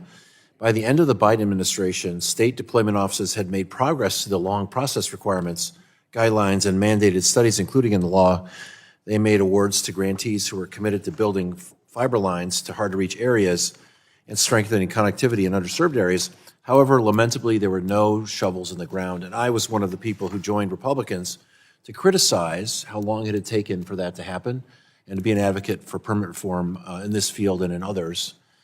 But by the beginning of 2025, states were ready to begin their build-outs, and the Trump administration decided to issue new regulations which halted any progress. So we're back where we started. We're no better off, and progress is still stalled today as the administration holds the BEAD program's funding hostage. The Federal Communications Commission is guided by the principle that all Americans should have access to communication services. The Trump administration's pause on BEAD funding broadband build-out for over a year goes directly against this principle. It continues the very things I joined Republicans to be critical of under the Biden administration. Commissioner Gomez, how do delays in broadband deployment affect the FCC's abilities to meet its goal of making affordable connectivity accessible to all Americans? And how can we ensure that people have the skills to take advantage of broadband once it's deployed? Thank you for that question. We want to get broadband to every community, everywhere, as soon as possible, because we really risk leaving people further and further behind. And I'm afraid that we'll go from having a digital divide to a digital chasm if we don't do that. But I'm glad that you raise the totality of what Congress did with the Broadband Equity and Access Program, because one thing we cannot ignore is that we need affordability and we need people to have the digital skills in order to take advantage of the broadband that will give them access to this digital economy. And I'm afraid that this administration has completely lost its focus on that. And that is why I say I'm afraid that if we don't ensure that these networks are sustainable, but making sure that everyone can use them and afford them, we are going to be building bridges to nowhere.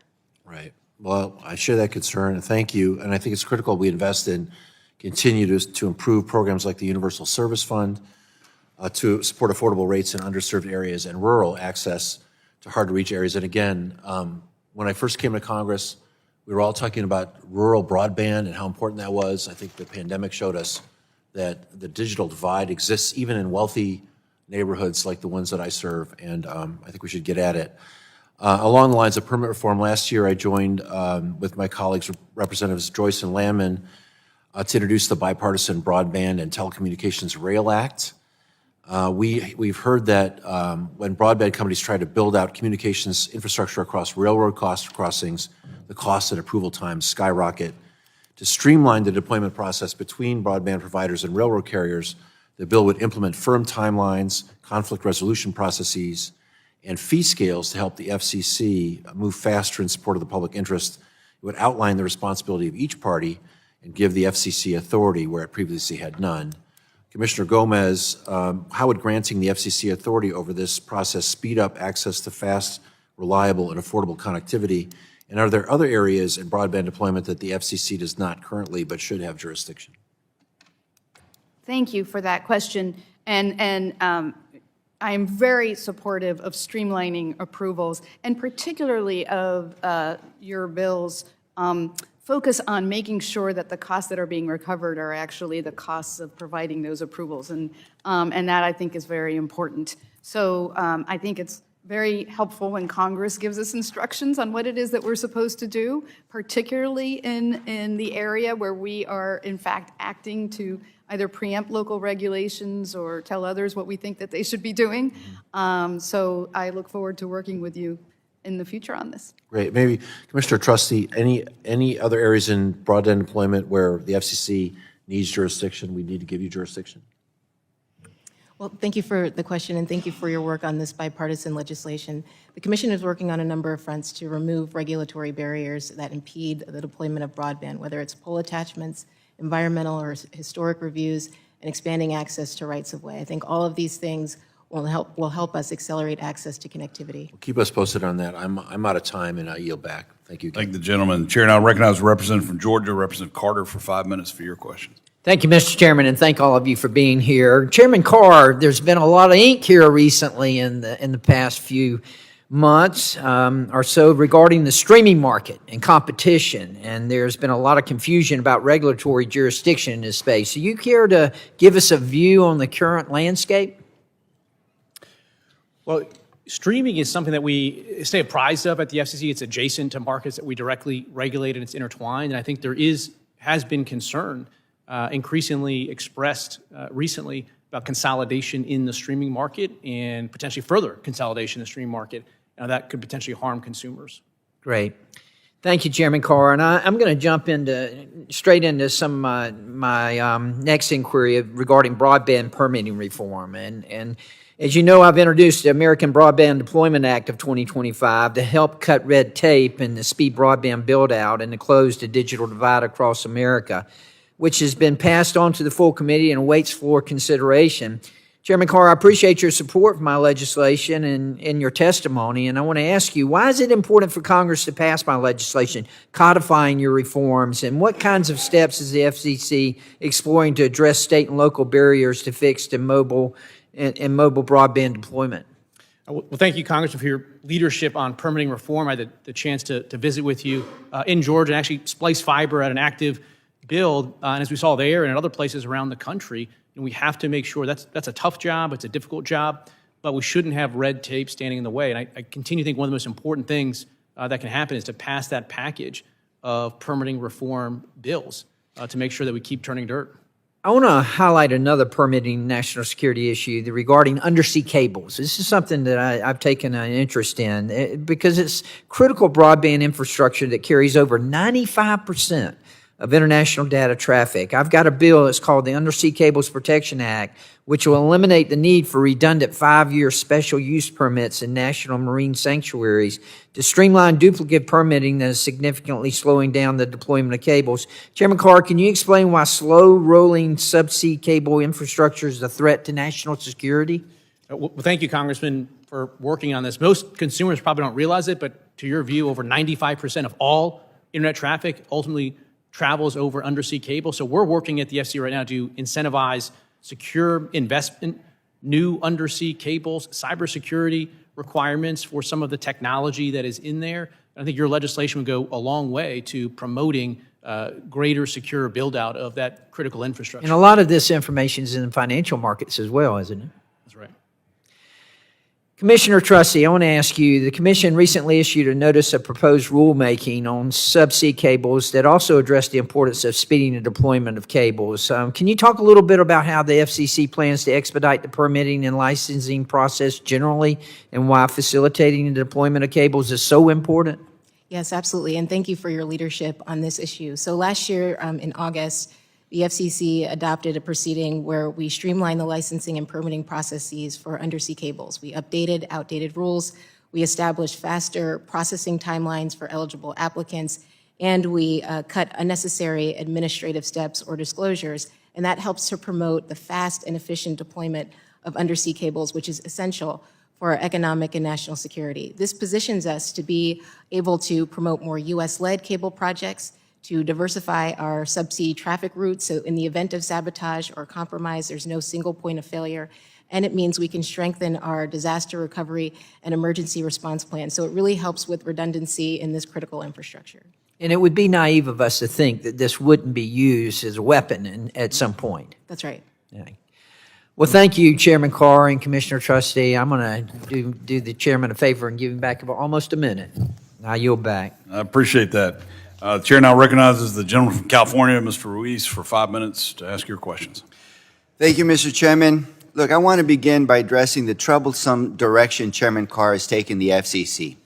He is a tool of President Trump's Project 2025 agenda to suppress freedom of speech and those who criticize Trump, and to forcefully favor Trump's billionaire friends and supporters in order to control the content. 1, publicly criticizing Jimmy Kimmel Live over their content criticizing Trump, leading ABC and some affiliates to pull the show out of fear of a Department of Justice lawsuit and threats of pulling their license. 2, reopen complaints against ABC, CBS, and NBC affiliates for alleged quote-unquote news distortion, while ignoring similar complaints against other networks that support President Trump. 3, linked investigations to license reviews and looked into platforms like YouTube and Comcast, NBC Universal, sending a message that what companies say or do could be closely watched, overly scrutinized by the FCC. And finally, 4, overseeing and facilitating media consolidation, specifically the proposed Nexstar-Tegna merger, which is owned by one of Trump's besties and supporters and would give one company unprecedented reach to over 80% of households in America, controlling the content, threatening competition, weakening local journalism, and driving up costs for consumers. The Trump administration does not care about everyday Americans. They care about power, about control, and their billionaire friends. They care about making the rich richer and pushing their own agendas to suppress criticism of Trump and limit what Americans see on TV, to control the message and push his propaganda. That is not America, and that shouldn't be happening in America. Americans deserve an FCC that protects free expression and ensures all communities have access to diverse content.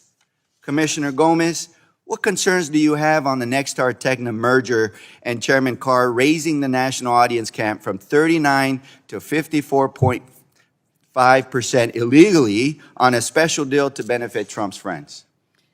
Thank you for that question, Congressman. What we fundamentally want is we want local communities to get information about their local communities.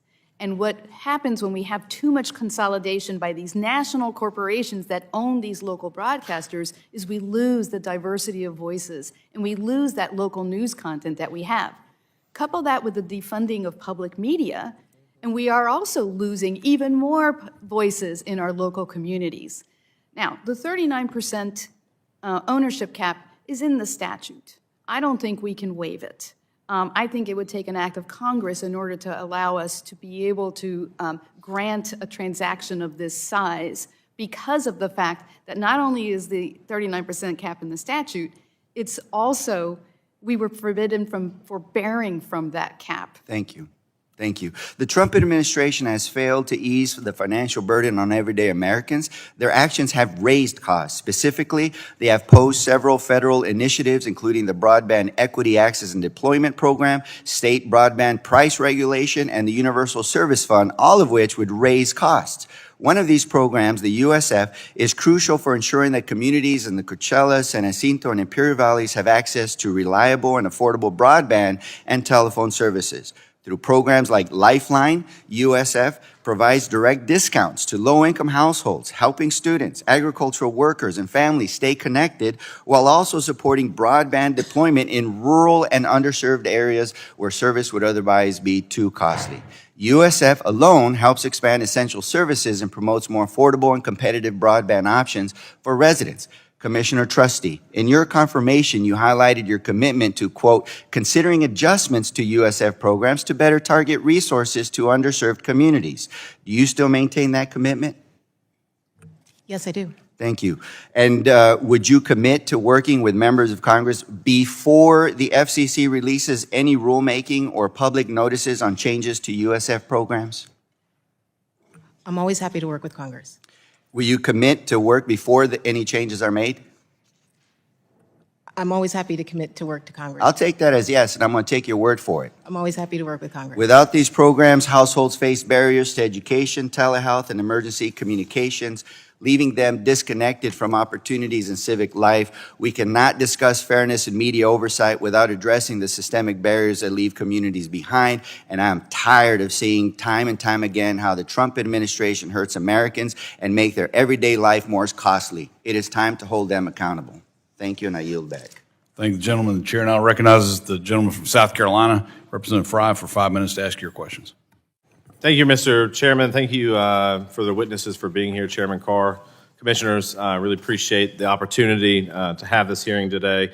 Commissioner Trusty, I understand that you recently attended a conference in Dubai, and I'm curious your thoughts on that conference, just briefly, and what we need to do to ensure that the U.S. has a more unified position going into the conference in 2027. It seems critically important, given the conference is being held in China, of all places. Yes, thank you so much for the question. So as you know, the WRC 23 was held in Dubai, and the unfortunate issue for the United States was that we didn't have auction authority, we didn't have a long-term spectrum pipeline, and we didn't have a unified strategy. And so we were sidelined from very important discussions, which meant that we couldn't emerge from that conference with wins.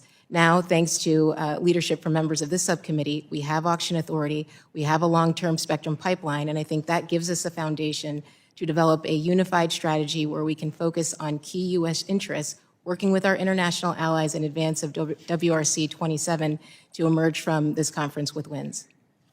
Thank you for that. Obviously, during the first Trump administration, they unlocked additional 6 gigahertz of bandwidth. In 2020, when the first Trump administration made that available, nearly 70 countries followed our lead.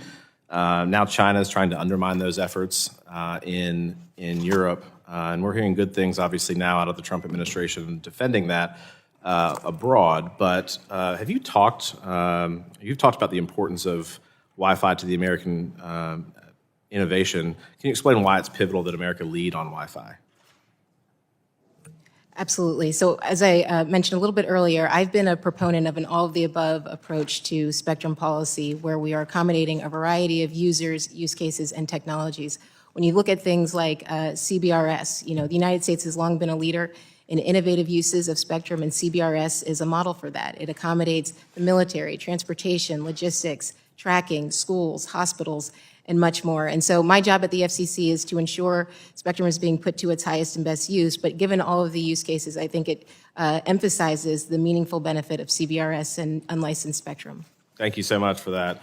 Commissioner Gomez, I appreciated your comments earlier about, I think, that maybe the mission, in your opinion, of the FCC has shifted, that you're not supposed to police speech, that you're drifting from the mission. Those are some of the comments that I think you made. But I'm curious, in 2023, Senate Majority Leader and House Minority Leader Hakeem Jeffries sent a letter to Fox News regarding their coverage of the 2020 election, pressuring private news outlets owners to order specific shows and hosts to change their political coverage and issue compelled on-air statements solely because they disagreed with that coverage. Although you were not on the commission at the time, based on your opening statements, do you condemn those attempts by Democrats to censor free speech and journalism? The First Amendment prohibits government interference in free speech. And so, in my view, the FCC should not be engaged in any activities that lead to either policing bias or pressuring newsrooms into how to report the news. So we should not be regulating content. So it would be all. fair to say that you would disagree with Chuck Schumer and Hakeem Jeffries' letter to Fox News? I think that to the extent any actions to pressure news by the government has led to the abuses that you are seeing under this administration, we should reconsider it. Thank you for that. I'm glad to hear you that you disagree with that. Would you also, in 2023, progressive activists petitioned the FCC to deny the renewal of a WTXF TV's broadcast license, Fox 29 out of Philadelphia, arguing that Fox News 2020 election coverage rendered the licensee unfit for the public interest and character standards. The FCC issued a public notice, treated the matter as a permit but disclosed proceeding, and formally invited public comment on whether Fox 29 license should be renewed. It was only after the 2024 election that the commission dismissed the petition and renewed that license. Commissioner Gomez, during that period when the petition was pending and the FCC was actively taking comments on whether Fox 29's license should be renewed based on coverage, did you issue any public statement condemning the use of the public interest and character standards to attack the station's license over election-related speech? I'm so glad you raised the issue of the Fox petition to deny by an outside party, because it gives me the opportunity to talk to you about what is different today. That was a petition to deny a license renewal, and it was treated like other petitions to renew licenses.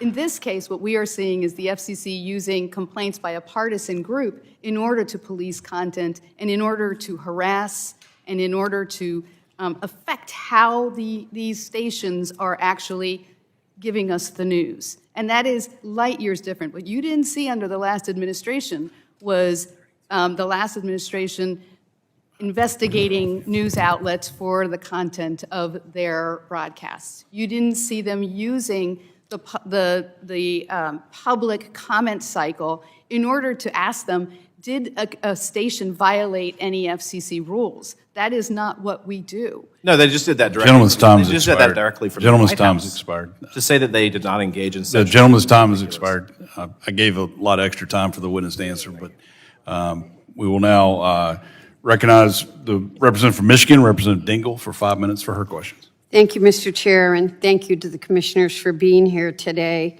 This committee has a very serious responsibility to conduct oversight of the FCC.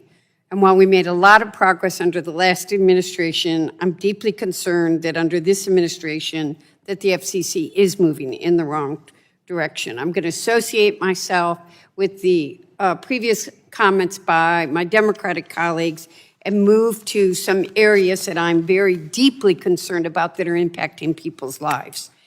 As vehicles become increasingly connected and reliant on wireless communications, we have a responsibility to ensure these technologies are not weaponized to harm people, especially survivors of domestic violence. Survivors have reported that their abusers have used connected vehicle services to track their movements, stalk them in real time, or remotely disable their vehicles. Yet, today, there is no clear, consistent, or confidential process for survivors to cut off an abuser's access to their vehicle services. 2024, I sent a letter to the FCC urging it to take proactive steps to address the threat of domestic abusers exploiting connectivity tools and vehicles to harass and intimidate their partners. While I worked with the FCC on this issue, the lack of a clear survivor-centered process is why I introduced the Bipartisan Safe Vehicle Access for Survivors Act with Congressman Dan Crenshaw. The bill is designed to create a secure pathway for survivors to disable connected vehicle access tied to wireless-enabled vehicle technologies, while providing clarity for automakers and service providers. Commissioner Gomez, from the FCC's perspective, how serious is the risk that these wireless-enabled vehicle technologies can be misused to facilitate stalking, coercive control, or other forms of abuse? Thank you so much for that question, and thank you for your leadership on this issue. It is so important to be able to protect survivors of domestic abuse. As you know, we took action in the previous administration to require companies to sever the cell phone accounts of victims of domestic abuse, and also to not allow information in the abuser's bill to be given about the victims. And that is so important for their safety. So what you are doing is you are promoting now that we do this with vehicles. We sought comment on that issue, but I would welcome working with you and some guidance from Okay, I'm going to ask you a brief question because I want to get to another issue. But given the FCC's jurisdiction over wireless services, does the FCC currently have the authority to address these harms? Are there limits to your authority without congressional action? Thank you for that question. I do believe we have authority to address them. It's always helpful when it's outlined in the statute directly. I would encourage the FCC to please act, and we'll come back with congressional and try to get that done too. Chairman Carr, I want to talk about serious broadband build-out failures affecting people not only in my district but across the country. Bridgewater Township is in my district, but like so many places across the country, they were promised broadband service through the FCC's Rural Digital Opportunity Fund, also known as RDOF. We are now in they were promised, by the way, my community was promised service by the end of 2024, and we're now in 2026, and this particular community only has 32% that have been given that access. Let me be clear. This isn't just a failure by one company, which I've written, but it's a failure of FCC oversight. The FCC is responsible for ensuring that taxpayers' dollars is dedicated to broadband build-out, and the money that's there is used as it intended, and that the communities actually receive the broadband service they were promised. Instead, communities across the country are being left behind without reliable internet for school, work, or health care. Chairman Carr, what concrete enforcement actions is the FCC taking to hold those vendors that are being given contracts for its RDOF obligations? How are you making sure that communities like mine are not punished for losing access to other federal broadband build-out programs because of companies' false promises and FCC enforcement inaction? Thank you, Congressman, for the question and your advocacy on this. It's very important. that the FCC take enforcement action in those types of cases. And I can assure you that we have a number of enforcement matters going. If you made a promise to a community to deliver, then the FCC needs to hold you accountable to that. We've also been working to make sure that NTI and Commerce, as these BEAD dollars come online, if there's opportunities to pick up communities through that, we should collaborate on that. But my goal is the same as yours, is people should get the broadband that they were promised. Well, I hope the Generally, his FCC time's expired. I know, but I know you'll look at Bridgewater now, but let's look at all those communities. You're 2 years behind. Thank you. Thank you. For what purpose, the gentleman of South Carolina seek recognition? I have a unanimous consent request. You can state the request. See, to add an article into the record titled "Democrats Want Feds to Block Miami Latinos from Hearing Conservative Radio." Without objection, so ordered. The chair now recognizes the gentleman from Virginia, Mr. Griffith, for 5 minutes to ask your questions. Thank you very much, Mr. Chairman, and I apologize to our witnesses today that I had a markup in another committee that I had to be at, so I've got an update on what's going on. Chairman Carr, I represent a lot of small jails that are concerned with the costs of operating a phone system for the inmates, which is a tough balance. I understand the need for prisoners, particularly inmates awaiting trial, to have reasonable communication rates, and I get that, but can you briefly talk about the useful, all of your standards and what you've been doing to try to make sure that smaller jails in rural areas, et cetera, have the ability to meet that balance, to be able to provide it? Because some of my jails have talked about not allowing them, any communication because they can't afford the equipment to make sure that the calls are made in a safe manner and in a proper manner. And as a former criminal defense attorney, I'm concerned because I don't want to have to go to if I were to return to that practice of law, I wouldn't want to have to go to the jail every time I needed to talk to one of my clients. Well, thank you, Congressman, for your work on this. And this is an issue that is very important. It's very complex. As you note, on the one hand, we want to make sure that incarcerated individuals and their families can continue to communicate. At the same time, we have an obligation to jails and the broader community to make sure those communications take place with technology that ensures safety. The FCC over the years has tried to strike the right balance, and it's been difficult. There's been at least 6 different FCC actions, I think 4 different court cases or challenges. Congress came together in the Martha Wright Reed Act and gave us additional authority.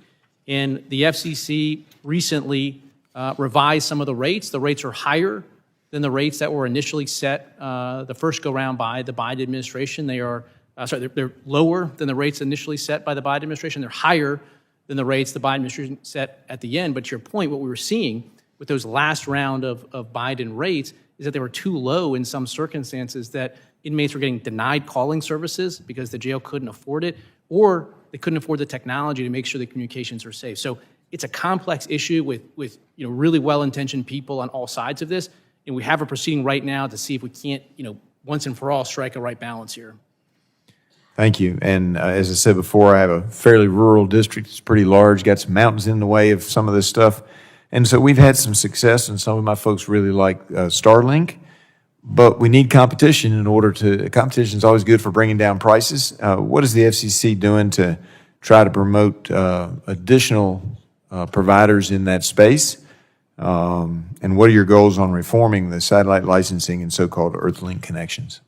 Yeah, thank you, Congressman. One thing that we're doing is taking a technology-neutral approach. There's many portions of this country where a high-speed fiber connection makes sense, but we have to be open-minded where cost per location exceeds a certain point, in which case you need to then look at other technologies like fixed wireless, like LEO systems, and that's what we're doing. We're making sure people can compete on a level playing field. And I appreciate that, because there are some areas of my district where there's 1 house, 2 houses, maybe 3 houses up a holler, and it would cost us a minimum of $100,000, maybe as much as $200,000 just to get fiber to those couple of houses, and there's no way you'd ever recoup the costs. So I appreciate that. I appreciate also that the Commission has opened a docket to tighten foreign ownership standards for FCC licenses. Could you explain the difficulty in sorting out increasingly complex ownership structures sometimes used by licensees? Yeah, we have rules and regulations on the books to try to make sure that we can process that. We obviously want investment in this country, but we need to make sure that there are security checks in place. And we've been taking a number of actions, again, to try to strike that right balance. I appreciate that.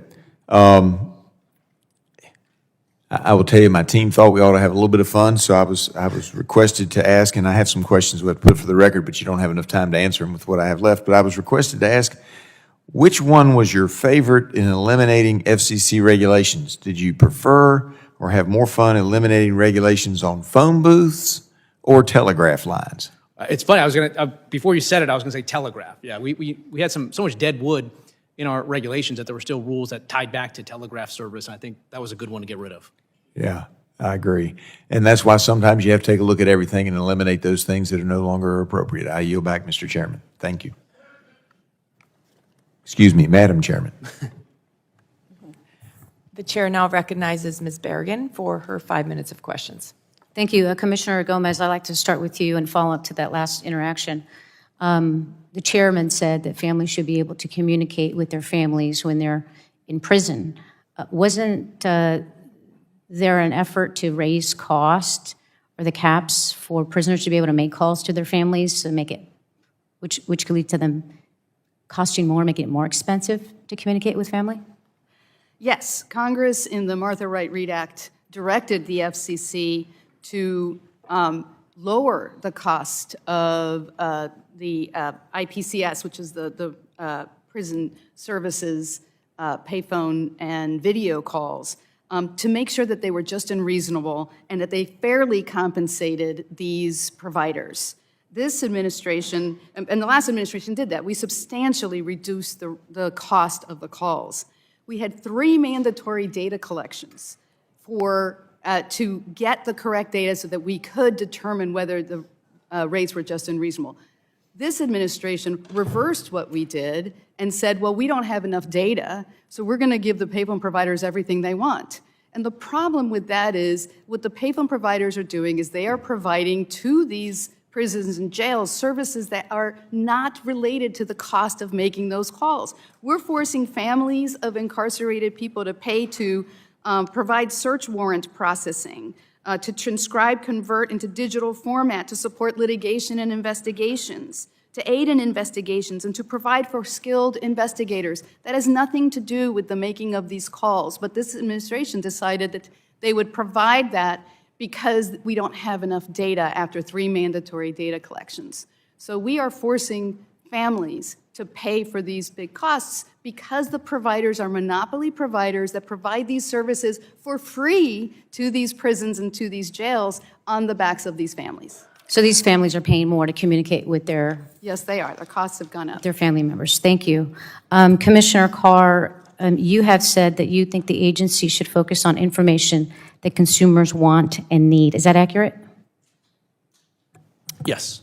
And you have also said they should have information so they can make an informed decision. Is that accurate? Yes, that's right. Okay, I want to show you one of these. You know what this you know what this is, I'm sure, right? A nutrition label, the Broadband label. Okay, one of the pieces of this label is an early termination fee on whether there is one or not. Do you see? It's down here. I don't know if you could see it from where you're at, but certainly you must be familiar with that, correct? Yes. Okay, do you believe that consumers should know if there's going to be an early termination fee on a plan that they're signing up for? What we're focused on is making sure that consumers have clear, concise. Do you think that a consumer should know that there's going to be a cancellation fee? It's very simple. This is an issue that we're looking at right now. What we want to reach is a point at which consumers have all of the information. You don't have an opinion on whether a consumer should know if there's going to be an early termination fee? That's shocking, Commissioner Carr. Let me tell you why. This company, too, has an early termination fee up to $750, depending on the device and the contract. So to have the chair of the committee of this agency not have an opinion on whether consumers should have informed With respect, information on a cancellation. The FCC You has an just active confirmed to proceeding me, underway I am right not, now. there is no We've had question pending, questions about sir. this. There's no question pending. You just told me the consumer should have the information to make an informed decision. I can tell you in my congressional district, where people are working class and they're low income, they're going to want to know if there's an early termination fee. And they're certainly going to want to know if there's a $750 early termination fee. So Commissioner Gomez, I'm going to turn to you. Do you think consumers should be able to know if there is an early termination fee on their plan? Yes, I do. And isn't there a proposal now to eliminate that requirement that would read to consumers whether there's an early termination fee? Yes. What it would do is obfuscate the fees by pulling them all up into one category. Now, I believe that companies, carriers, should compete on price and quality, not on being able to hide information from their consumers. Okay, and I now want to turn to these same labels. There's companies that go out and they market to consumers in Spanish language, and then these customers come in and sign up for service. Should those consumers be able to get this information in their language that they were marketed in? Yes. The proposal that the FCC has just adopted would eliminate that requirement, even though the companies are marketing in another language. Great, thank you. I agree that I think consumers should know this. I would like to enter into the record this article, October 10th, 2022, from The Verge. It's titled, "Brendan Carr Wants to Let Internet Providers Charge Hidden Fees Again." Thank you. I yield back. So ordered. All right, the chair recognizes Representative Kamek for her 5 minutes of questions. Thank you, Madam Chairwoman, and thank you to our witnesses. Commissioner Carr, great to see you again. You could hardly get a word in edgewise a minute ago, so would you like to take 30, 45 seconds or so to respond to the representative's accusations, we'll say?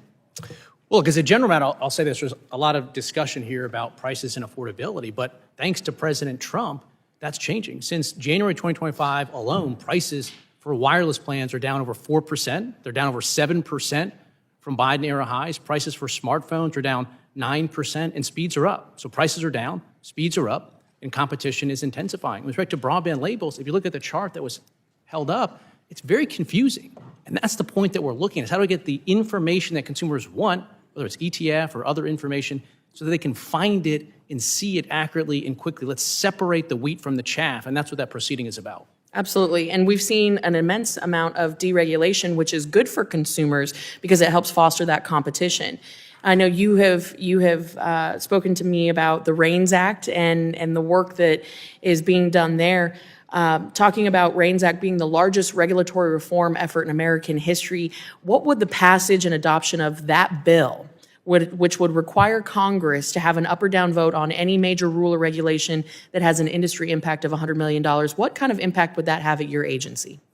I think it's important, again, as we just talked about, we did a sweep through all rules and regulations on the FCC's books. We've eliminated over 1,000 rules or regulations or teed them up for removal. We have over 2,000 inactive proceedings. Again, you think about one agency, the FC, it's actually a relatively small agency, and you spread that out across the federal government. So some mechanism to make sure that needless regulations aren't getting on the books and staying on the books would really help unlock further economic growth for the country. And I just want to repeat that again for folks watching back home.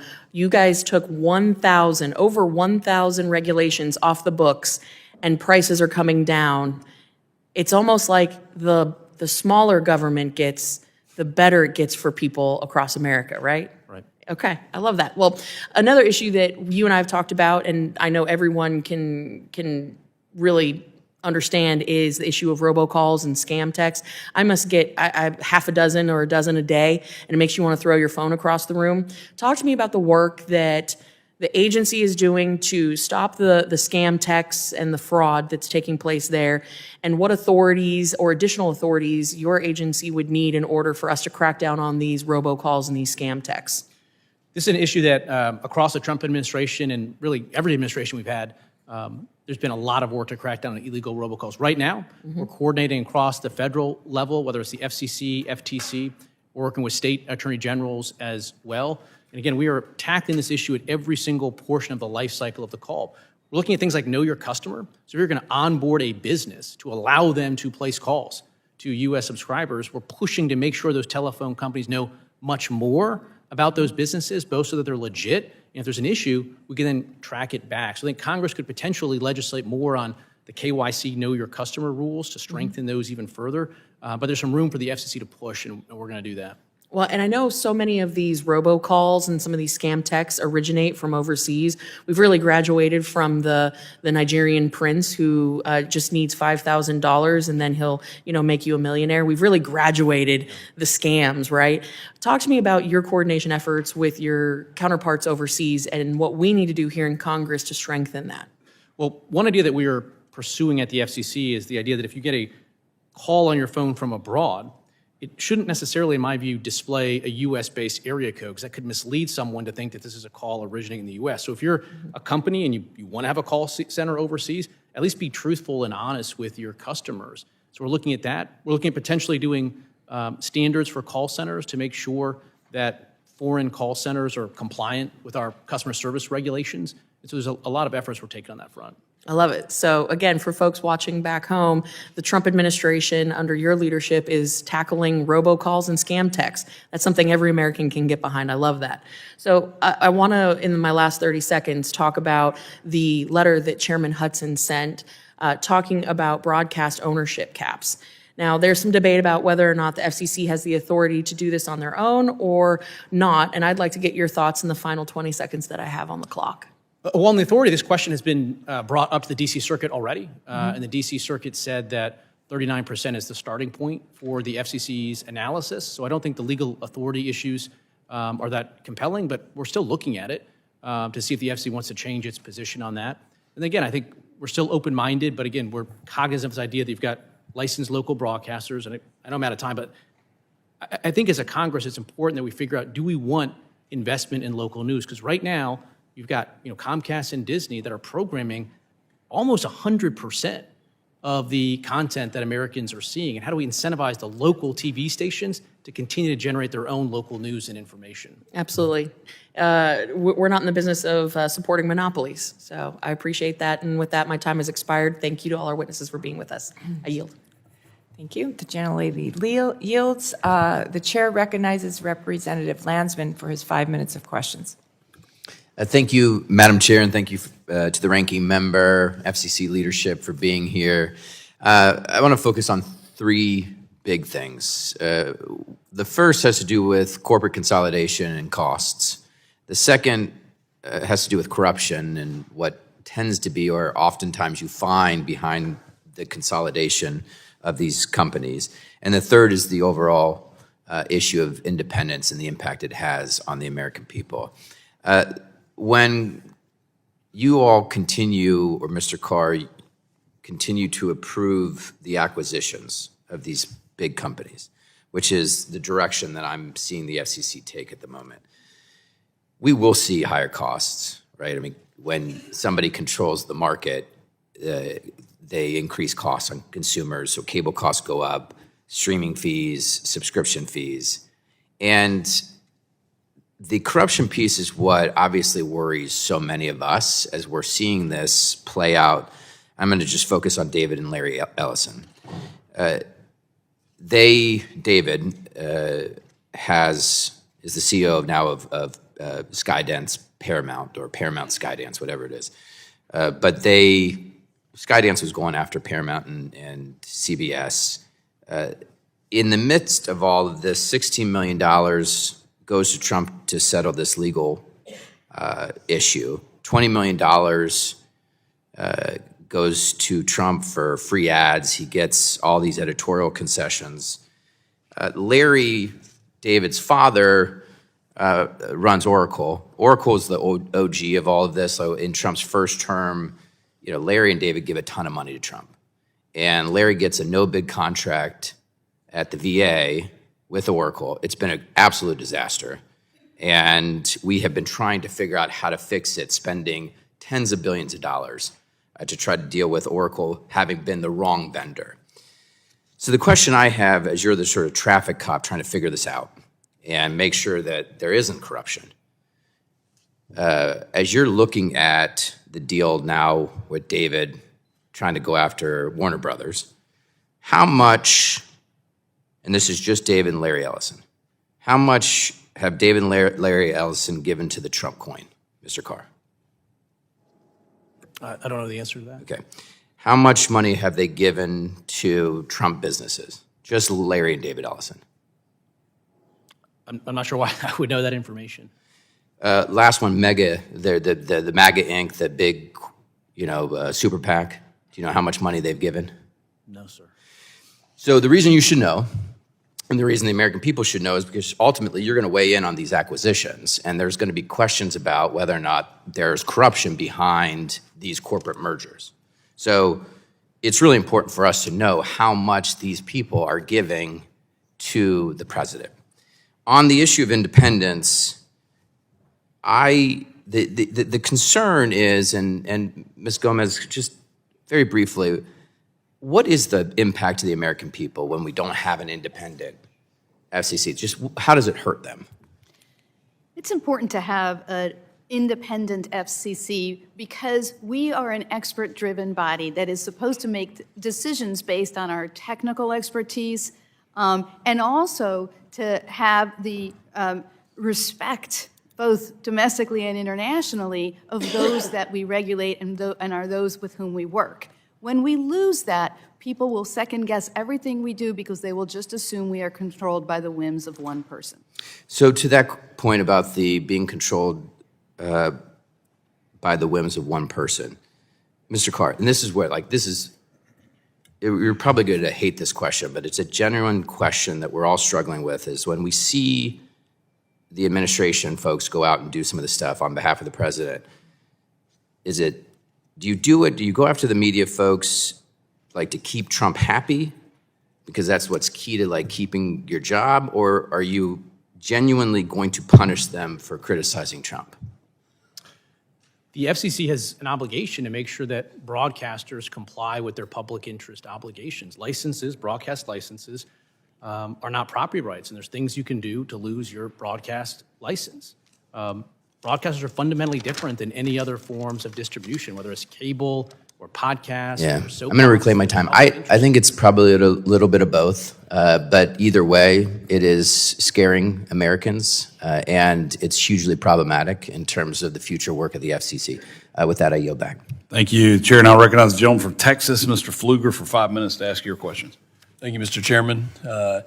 Appreciate the work that y'all are doing. It's very important, obviously, time in our country. Chairman Carr, thank you for your leadership. In 2021, you proposed a multi-year spectrum calendar that auctions specific megahertz across several bands. I asked your predecessor about issuing a spectrum calendar, but she declined, stating that the commission cannot produce one because spectrum auction authority had lapsed. Thankfully, as has been discussed already today, we were able in the Working Families Tax Cut Act to allow the FCC to auction off 800 megahertz of spectrum for commercial broadband use by 2034. So very excited about that.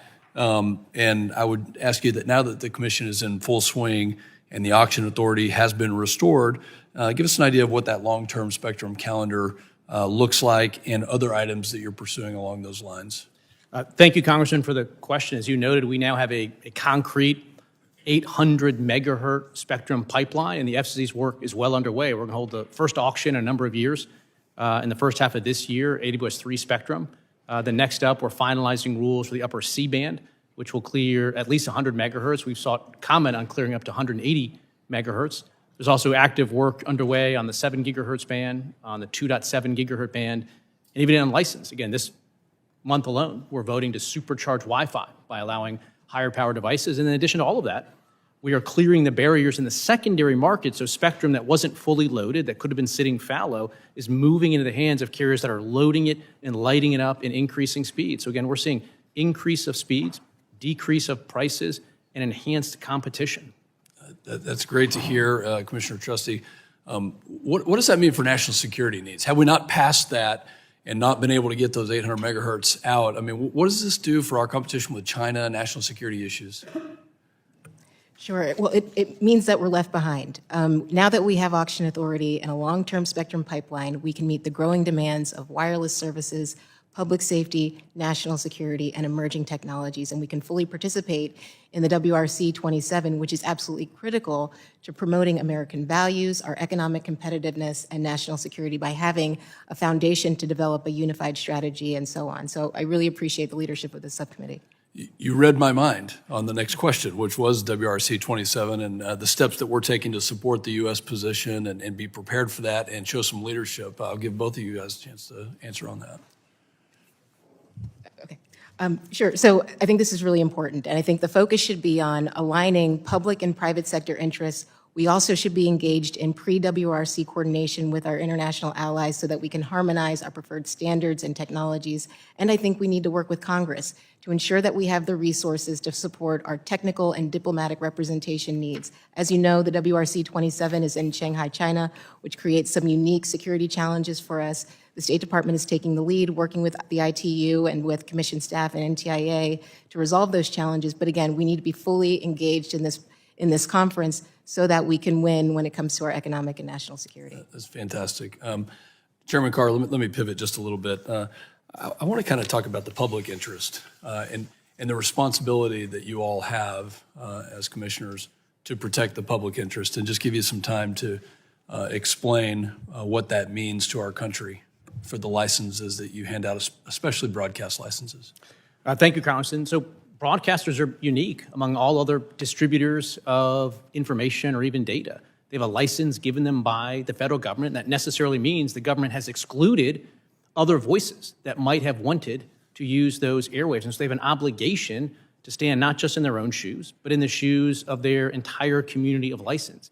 And that means they have to operate differently than a cable channel or a podcast or social media. And what's been interesting to me is that on the Democrat side, there's a lot of simply projection and distortion. If you go back to the Biden years, there was actual weaponization of the FCC and communications policy. As we noted, there was members of this committee that wrote letters to cable companies to pressure them to drop conservative channels simply because they were viewed, in their words, as right-wing media outlets. You had Democrats in Congress write letter to the FCC asking it to investigate the news activities of Sinclair broadcaster because they disagreed with the views of Sinclair. They viewed that they were right-wing, and there's been discussions about nothing negative happened.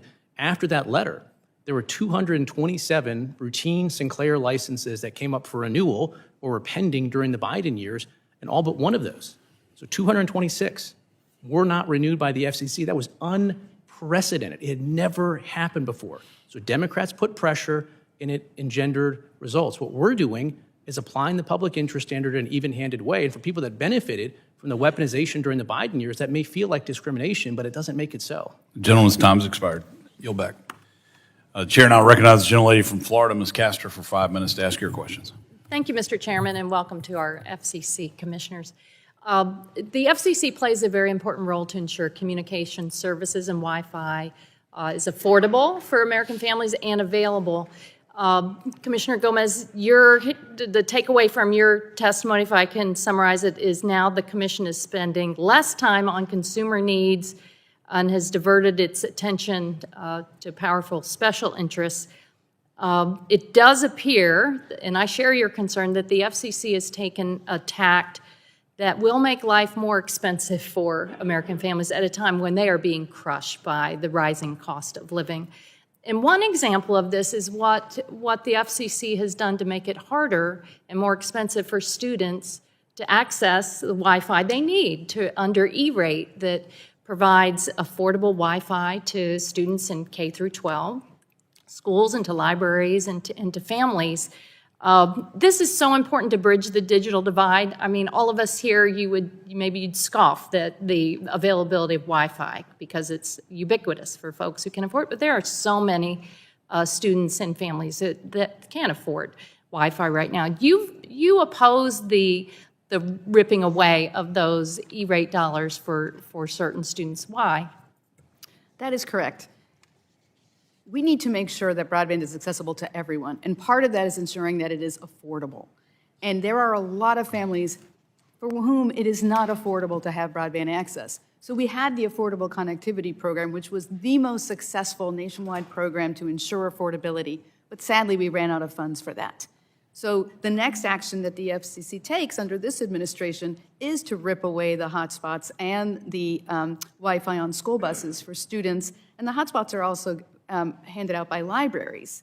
And these are often the only means that people have to access the most important communications medium of the 21st century, and that is broadband. They need that in order to be digitally literate so they can participate in the artificial intelligence economy as well. And they need it in order to apply for jobs, in order for students to do their homework, in order for seniors to get their healthcare appointments. Everything is online. We need access for everyone.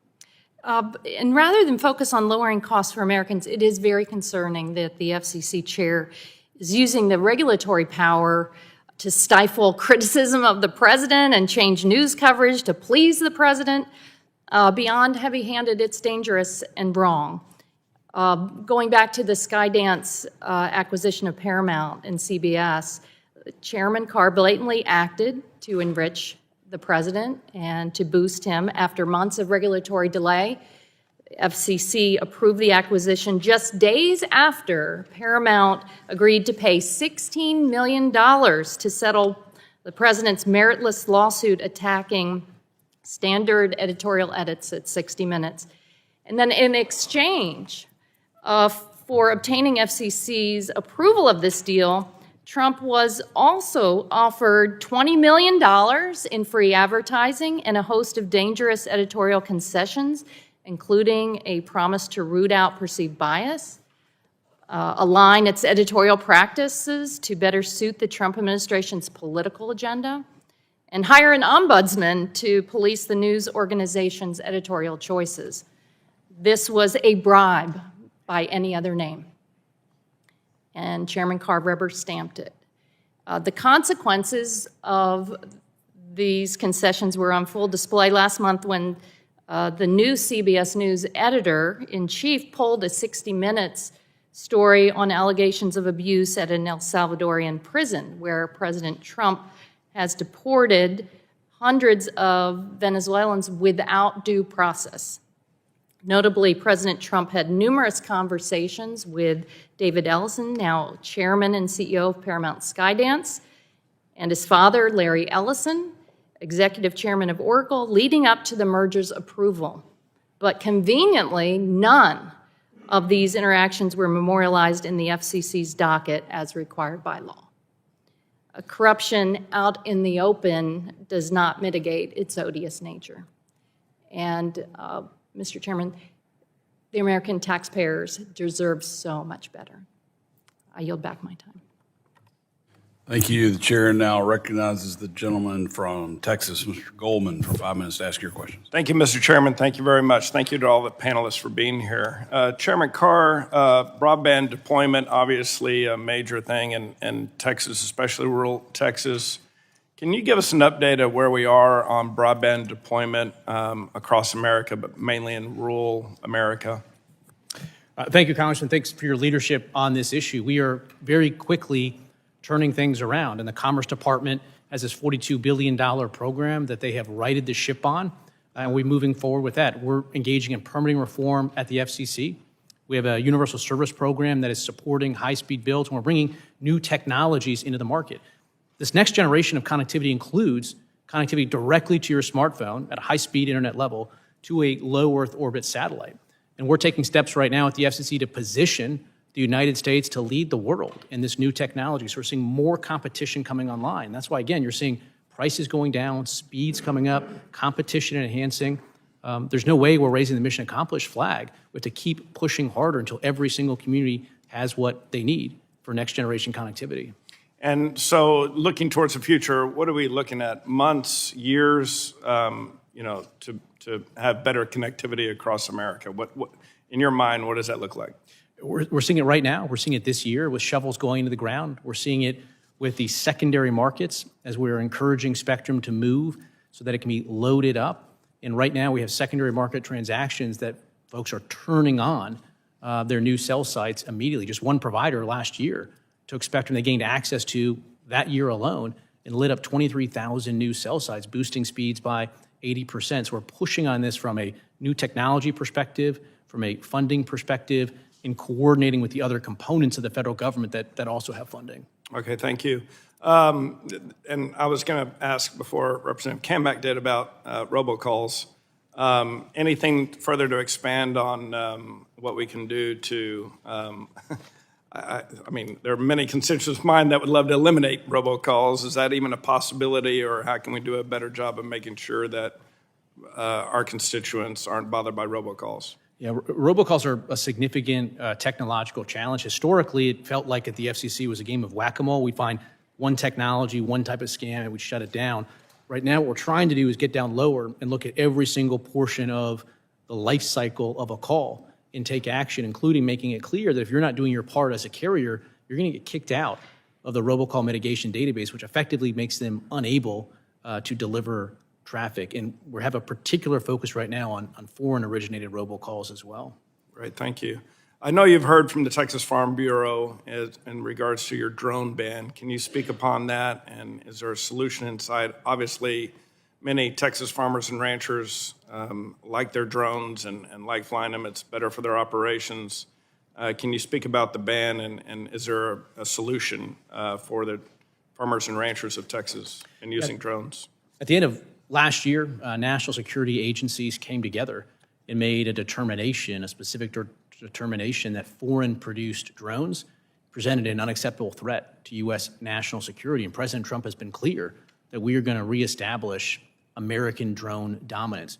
We've taken a couple steps. One, because of that national security determination, we added foreign-produced drones to our covered list, but that doesn't mean that consumers that have these drones today can't continue to use them. They can continue to use them today. In fact, if you have a model that was already authorized by the FCC, you can buy a new version of that same model device. The cover list only applies to new models that might seek authorization in the future.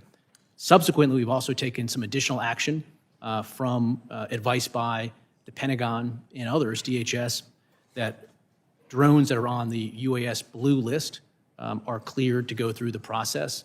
We've also created a mechanism where people can petition for additional clarity around the types of drones. So again, if you have a drone today that you're using, you can continue to use it, and you can even buy another one of the same drone you have today under the same model number. Great, okay, thank you very much. And you were recently at the Consumer Electronics Show? Yes, what was the coolest or scariest thing you saw? Well, I think, one of the things I'm most excited about is AI continue to be embedded in new technology. And again, President Trump has made clear that the U.S. is going to lead the world on this. And we have a job as sort of the pipes and tubes people to make sure that we have those high-speed internet connections so that AI can flourish in this country. Great, thank you. Mr. Chairman, I yield the balance of my time. Thank you. Thank you. Chair now recognizes the gentleman from New Jersey, Mr. Menendez, for 5 minutes to ask your questions. Thank you, Chairman. In today's world, high-speed connectivity is no longer a luxury. It's essential to how Americans work, learn, access health services, and stay connected to their families and communities. Expanding affordable high-speed broadband access across the country is essential to ensuring that American families can thrive in the digital economy. Commissioner Gomez, just yes or no, is the FCC's role to ensure that every American, regardless of where they live or their background, has access to reliable high-speed communication services? Yes. Thank you. And is ensuring that Americans have affordable connectivity and access to digital equity programs critical to the FCC fulfilling that role? Yes. Thank you. Before President Trump appointed Chairman Carr head of the commission, the FCC made real strides in expanding broadband access. Since then, many of those critical efforts have been stopped or been rolled back. Commissioner Gomez, would you say the FCC's rollback of programs and initiatives that support affordable broadband and digital equity has undermined the FCC's mission to deliver broadband access to every community? I would. Thank you. I agree. That's why I'm so concerned that under Chairman Carr's leadership, the FCC has deviated from its core mission. Further, since President Trump took office, we've seen the FCC's independence weakened. Chairman Carr, you authored the FCC section of Project 2025, in which you state on page 845, the FCC is an independent regulatory agency. Is that correct? Oh, I authored that in my personal capacity. I don't say this to dodge, just as a point of. But you did. Just as a point of clarification, just want to. Prior to you being named chairman, you had written that the FCC was an independent regulatory agency. I'm going to continue. And Chairman Carr, just yes or no, did you testify before the Senate Commerce Committee on December 17th, 2025? Just yes or no? Yeah, I believe you did. It's in the record. And at the hearing, you testified in response to a question from Senator Ben Ray Lujan that the FCC is no longer an independent agency, and you reiterated that point earlier today. Prior to the senator's question, the FCC website was clear that the commission is an independent agency, but shortly after your response, this language was removed from the website as displayed here. Chairman Carr, did you decide in the middle of the hearing to officially abandon the FCC's independence, or had that decision already been made by you and President Trump prior to the hearing? This is an important conversation. So the way Yeah, and my question is just on timing. So did you make that decision during the hearing or prior to the hearing? Because because the website said prior to the hearing that it was an independent agency. You made a comment during the hearing, and then someone changed the website to say, make no reference to it being an independent agency. So I just want the American people to know, had that decision already been made when you walked into the hearing, or did you make that decision at the hearing? I'm pleased that the FCC's website reflects my views. And what I'm saying That the FCC is not an independent agency. When you That's correct, right? So your view was, entering the hearing, it was an independent agency. During the hearing, no longer an independent agency. So that's your view that it's not an independent That's not agency. correct. The independence is determined by a number of factors. It's multi-members, it's term of years, but the main key piece is, can a commissioner be removed by the president for no reason or any reason at all? And historically, the view had been that courts would read into the Communications Act for-cause removal protection that wasn't in the statute. Okay, so let's just now go, the view is that courts so let's aren't just gonna talk do about that. the So formally independence, speaking, right? the So FCC I is understand what you're trying to make a independent case for what agency. independence The has website historically reflects made. my view, But and I you think no it's a longer good clearly thing. want to say that it's an independent agency and just be upfront about it, as you did in Project 2025, as you did on the website entering that hearing. So it's just a question of, were you misleading the American people because a decision had been made, or it was something that you had previously discussed with Trump? On the issue of independence, you talk about broadcasters' public interest standard, and we've listed a number of instances where the FCC has gone after broadcasters. Can you tell the committee what investigations or actions the FCC has taken for coverage of Democrats that the FCC has disagreed with? Because there's been a number of things for President Trump, but what have you done that the FCC has thought was in violation of the public interest standard as it relates to coverage of Democrats? The FCC right now has investigations into NPR, PBS, CBS. Regarding their coverage of NBC, Democrats? Regarding their coverage of radio Democrats. That's the question. Not the number of investigations. Regarding the coverage of Democrats, are there specific investigations specifically to the coverage of Democrats? Because there's a number of for Republicans and Trump. What are you doing with respect to the coverage of Democrats that shows that it's fair, balanced, and you're not picking winners and losers? Just tell me what you're doing. We don't have investigations that are targeting Republicans or Democrats. We have investigations. No, but you've been that clear focus about on this. public I mean, you've been lauded by the president for going after people who disagree with the president's policies or who articulate positions that differ from the president's policies. I'm just wondering, to show that you're balanced, what are you doing to show the American people that you continue to be an independent agency by going after agencies, broadcasters in a fair and balanced way? We know you're not, and that's why I'm glad that you're here, but we need to have more of these conversations. I yield. Gentlemen's time has expired. If the chairman would like to respond, I'll give you a few seconds. I would say we have a range of different investigations that are underway right now. We're enforcing the public interest standard, and that's the work that we're doing. Thank you. The chair now recognizes the gentlelady from North Dakota, Representative Fedorchak, for 5 minutes to ask your questions. Thank you, Mr. Chairman. I at first want to step back and talk a little bit about the great work that's being done in combination with the President, your agency, and Congress. For the first time in 4 years, we're having spectrum auctions. That was completely ignored by the last administration at the peril of our country in very serious races against China on some of these technology fronts. Unleashing BEAD funding to help connect America to broadband. Deregulation, driving down costs, 1,000 regulations eliminated by your work alone. Modernizing satellite regulations. And protecting vital submarine cables. Those are just a few of the great things that are already being done, and it's only been a year. So thank you for your leadership. Thank you for delivering on many of the tools that Congress passed and gave you in the One Big Beautiful Bill. It's going to make a real difference to everyday Americans. With that, I want to pivot a little bit to a couple issues that are really important to my state. Universal service funding.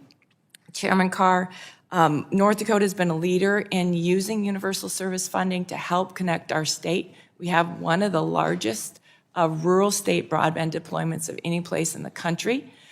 So for anybody looking to do that great work. North Dakota is a model and how it can be done. But moving forward, there's still a lot of uncertainty in the long-term plan for securing universal service, the Universal Service Fund. How should we be thinking about this, and what should Congress be doing? What sort of recommendations do you have?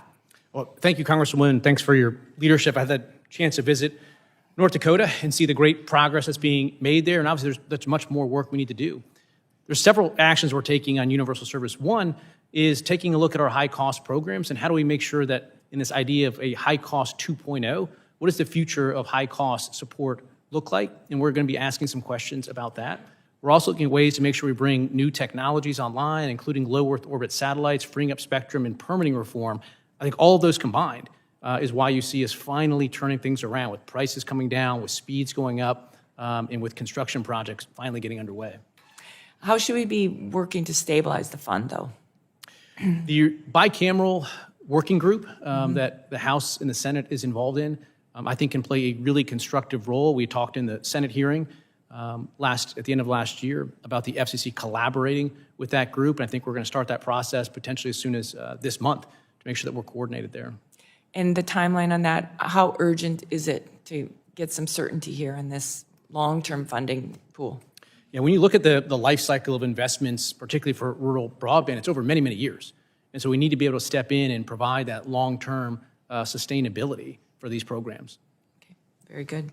I want to pivot a little bit. You mentioned the low Earth satellites, low Earth orbit satellites. The University of North Dakota just last year launched its Rhodes satellite mission, which established a dedicated satellite operations training facility at the University of North Dakota. I'd like to see more of this type of work, particularly with regard to competing with China. So how should Congress think about the FCC's role in this space, in particular in relation to competition with China and around the LEO satellites, Earth stations, and ITU coordination? Well, China's made clear that they want to dominate when it comes to the delivery of next-gen services from space. They are predictably copying a lot of the technologies from U.S. providers. So one thing we have to do is go as fast as we can, so there's nothing holding back America's innovators from launching new satellites, next-generation satellites, and that's what we're doing. We're clearing out backlogs, and we're moving much faster. Are you working on the satellite licensing timelines as well? I've heard that that's a program that's often a source of delay. It's true. We're now working on a couple fronts. One, to eliminate whole categories of things that don't require either licenses or don't require certain types of lengthy coordinations. We're taking them out of the system, and we're moving to what we describe internally at the building as a much more assembly-like process, assembly line-like process, so that we give people clear parameters to shoot for with their applications, and they hit the mark, and it moves on, and get away from sort of a bespoke review process that slowed things down. We're seeing results. Again, this latest generation constellation that we approved, we went in about half the time as the prior one. Very good. Mr. Chairman, if you need more tools from Congress, we're here to help. So thank you for your work. Mr. Chairman, I yield the remainder of my time. Thank you. The chair now recognizes the gentleman from Louisiana, Mr. Carter, for 5 minutes to ask your questions. Thank you, Mr. Chairman and ranking members. Over the last year, the Federal Communication Commission, under Brendan Carr's leadership, has recklessly abandoned its core principle to operate as an independent agency. Instead, it has weaponized its power to bully news organizations and broadcasters that disagree with the president on his political agenda. That's unfortunate. I stand firmly against this misuse of federal power to suppress free speech and will fight to protect everyone's First Amendment rights. Mr. Carr, at one point it appeared that you appreciated the First Amendment. At one point, it appears that you recognized its value. Somewhere along the line, you appear to have lost your compass. That's unfortunate, because the American people deserve better. The American people deserve freedom of speech that allows expression without fear of retribution. That is not the America that we should have. We have a rule of law. We have a constitution. We have those protections, and unfortunately, sir, you have failed in the regard of protecting those rights. So I'm going to pivot because I really don't have time for filibuster, and we have a need for questions to be answered. Commissioner, as the co-chair of the Wi-Fi caucus, I'm encouraged by the FCC's continued commitment to dedicating the 6 gigahertz band for unlicensed use, which is essential for Wi-Fi technologies. How critical is it for the FCC to ensure that sufficient spectrum remains available for unlicensed use to both support the continued growth and innovation of Wi-Fi technologies and to help U.S. remain competitive with China in the development of cutting-edge wireless technologies? Thank you for that question. You know, unlicensed spectrum was an experiment decades ago when I still worked at the FCC, and it has turned out to be an enormous benefit for our economy, for our global leadership in spectrum and in technology. So it's important that we have sufficient unlicensed spectrum for Wi-Fi and other such uses. What would happen in the case if we didn't have, if there wasn't enough unlicensed spectrum accounts to anticipate increased usage in Wi-Fi? Well, we don't want to choke off other services. For example, we all have Wi-Fi in our homes. Well, it does us no good to have gigabit speeds if we don't have Wi-Fi that's capable within our own homes to give us the benefit of those gigabit speeds. It's also just really important for innovation. We have amazing innovative services that use Wi-Fi and use connected devices throughout everything we do. And so we need to make sure we have sufficient spectrum to make sure that we can continue to evolve these technologies and support them. So of late, we've heard the discussion about affordability, the importance of affordability, the importance of making sure that we see these tools that are no longer something that is luxury, but is a necessity. How does preserving, expanding access to unlicensed spectrum help advance affordability and digital opportunity for rural and underserved communities like that of my district?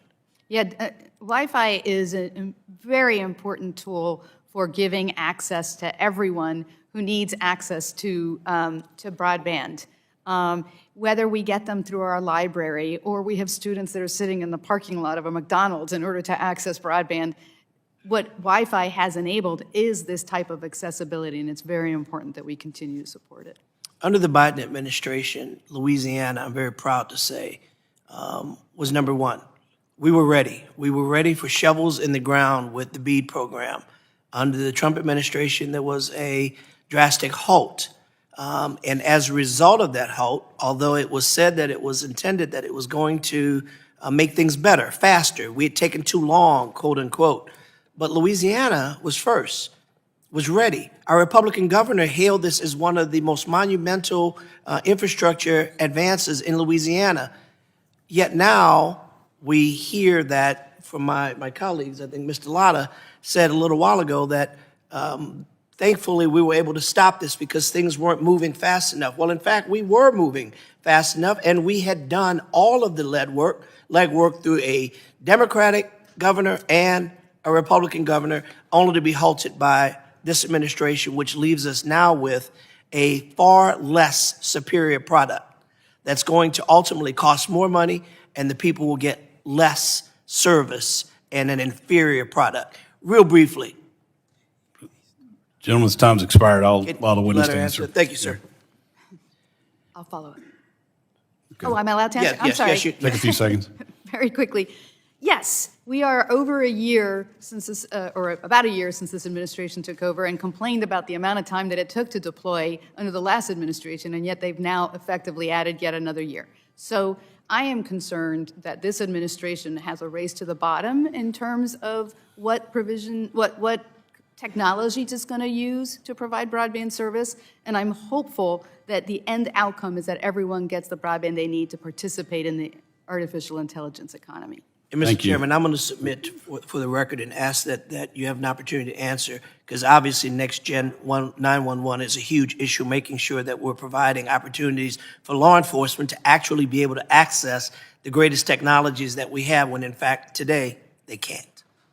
I agree with you. That's why I let you go a little extra, but thank you. The Chair now recognizes the gentlelady from Indiana, Ms. Houchin, for 5 minutes to ask her question. Thank you, Mr. Chairman. Thank you to the ranking member for holding today's hearing and for the witnesses for being here. The Federal Communications Commission plays an integral role in closing the digital divide, promoting competition, and ensuring Americans can access reliable communication services that are essential for work, education, healthcare, and public safety. I'm especially glad to welcome Chairman Carr and Commissioners Trusty and Gomez from the FCC here today. I also want to just commend the Trump administration for finding $21 billion in savings under the BEAD program, which I know was under Secretary Lutnick, but I do hope that that $21 billion in savings on the BEAD program will be put toward deployment in a technology-neutral way, and that it might go even to updating our national broadband map, which is what I want to focus some of my comments on today. One of the most, I think, underappreciated tools the FCC manages is the broadband map. We relied on it when I was a state legislator as we were trying to roll out a broadband grant program that would avoid overbuilding in areas that already had access. It's a map that is increasingly relied upon, not just by the FCC, but by other federal agencies, state broadband offices, and communities across the country. It really shapes where taxpayer dollars go, how programs are designed, and again, preventing overbuilding and making sure that we're actually reaching unserved Americans. But the map is inaccurate, and if it's inaccurate, then everything down from it is at risk. In April of 2025, the GAO warned that federal agencies are directing tens of billions of dollars in broadband funding based on the map, despite concerns about the accuracy of the data. The report issued 6 recommendations for the FCC related to broadband mapping and improving interagency coordination. Chairman Carr, where does the FCC stand today on implementing GAO's recommendations, particularly validating true access to broadband and strengthening the map? Well, thank you, Congressman, for your leadership, including on these critical rural broadband issues. The FCC is working on all the recommendations there, and one thing that we have is we have a coordination agreement with NTIA and others to make sure that we're getting all of the data put in the map. For instance, as you've indicated, there's dozens and dozens of different broadband funding programs out there, and we can make sure they all funnel their information through a single map that'll really help improve. The map itself is starting to stabilize. We're seeing the fabric start to stabilize. We're seeing more accuracy out of it. So I think we're heading in the right direction, but more work to do. Thank you. You know, many of my colleagues and I were working on both sides of the aisle on legislation that does rely on the accuracy of the map. That includes my Data Bridge Act, which directs the FCC to incorporate USDA cultivated land data into the national broadband map. And this is important because in rural and agricultural areas, we want to make sure that's mapped accurately so that funding reaches an entire farm or field, not just a farmhouse address, and supporting connectivity in modern agriculture like precision ag. In the time I have remaining, I do want to pivot to the broadcast policy, Chairman Carr, specifically the broadcast ownership cap. It's clear the landscape for media has changed over the last several decades, and many young Americans never experienced broadcast television, moving the rabbit ears on the television so you can get your 5 stations that you could watch. And many Americans really don't know the difference between Fox News Channel and Fox 59. Under the broadcast cap, what is the impact to local broadcasters if the cap is expanded or not? Why is that an important conversation to have? And a follow-up question, and I'll give you time to close out. If big networks like NBC News, if they wanted to just get out of the broadcast business tomorrow and sell to conservative stations or any stations like a Fox or a Sinclair, wouldn't the broadcast ownership cap prevent that from happening, and is that in the public interest?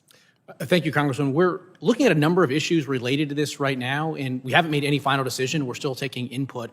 I think one of the things that I've been concerned about, to your point, is you have these licensed local broadcast stations that are supposed to be serving the needs of their individual communities. But over the last dozen-plus years, you've seen these large national programmers, Comcast and Disney, that have just come to dominate those local TV stations. So when you turn on your local TV stations, almost the entire time now, you're just viewing programs that have been produced in New York and Hollywood. And so we're looking at ways, structurally and otherwise, to potentially insert some more competition. Because I think, again, if we care as a country about local news and local reporting, we want healthy local news stations, and it's expensive to produce local news. At the FCC, we had this before. We had rules relating to investment in local newspapers, and we left those rules in place, and over time, you saw investment decline and now the shuttering of local news. So the touchstone has to be localism, whether we go forward in this proceeding or not. We haven't made that decision yet.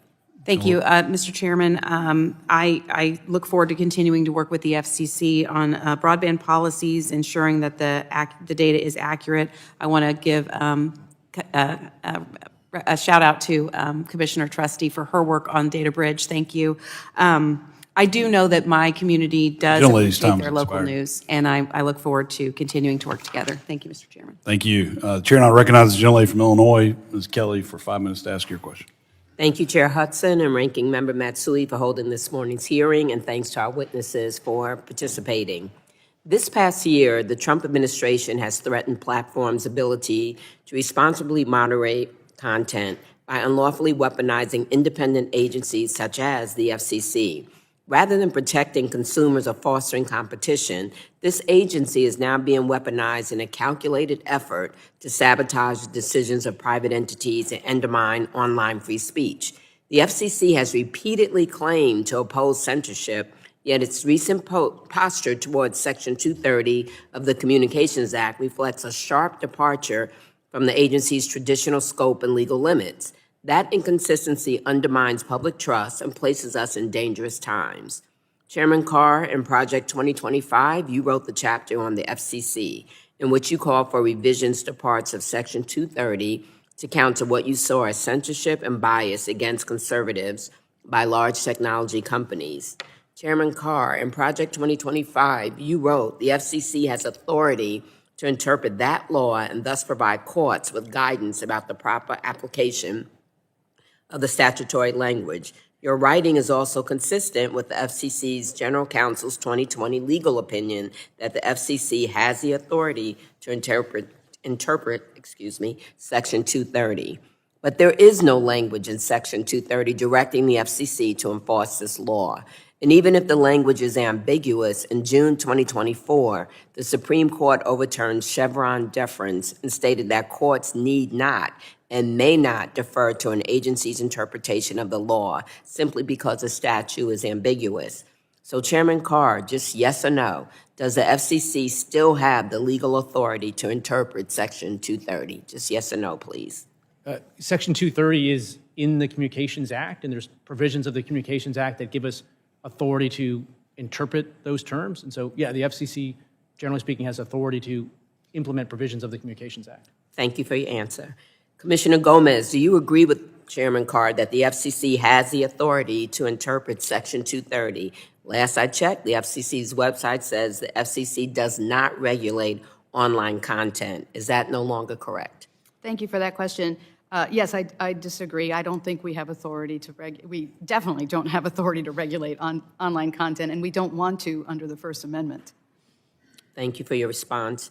It is unfortunate that Mr. Carr is now determined to sit back and be America's speech police. If Brendan Carr, who tweeted, whether it's the government shutting down speech or a private platform doing it, these decisions are not made by an oracle of truth.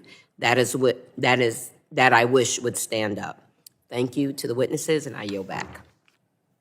Thank you. The chair now recognizes the gentleman from Idaho, Mr. Fulcher. Thank you, Mr. Chairman, and thank you to the panel for all your input today. And I've got a question for Commissioner Trusty, but I want to apologize in advance for some of us with dual commitments if some of this is a rerun, so bear with me here. But Commissioner Trusty, this has to do with spectrum auctions, and I come from the great state of Idaho.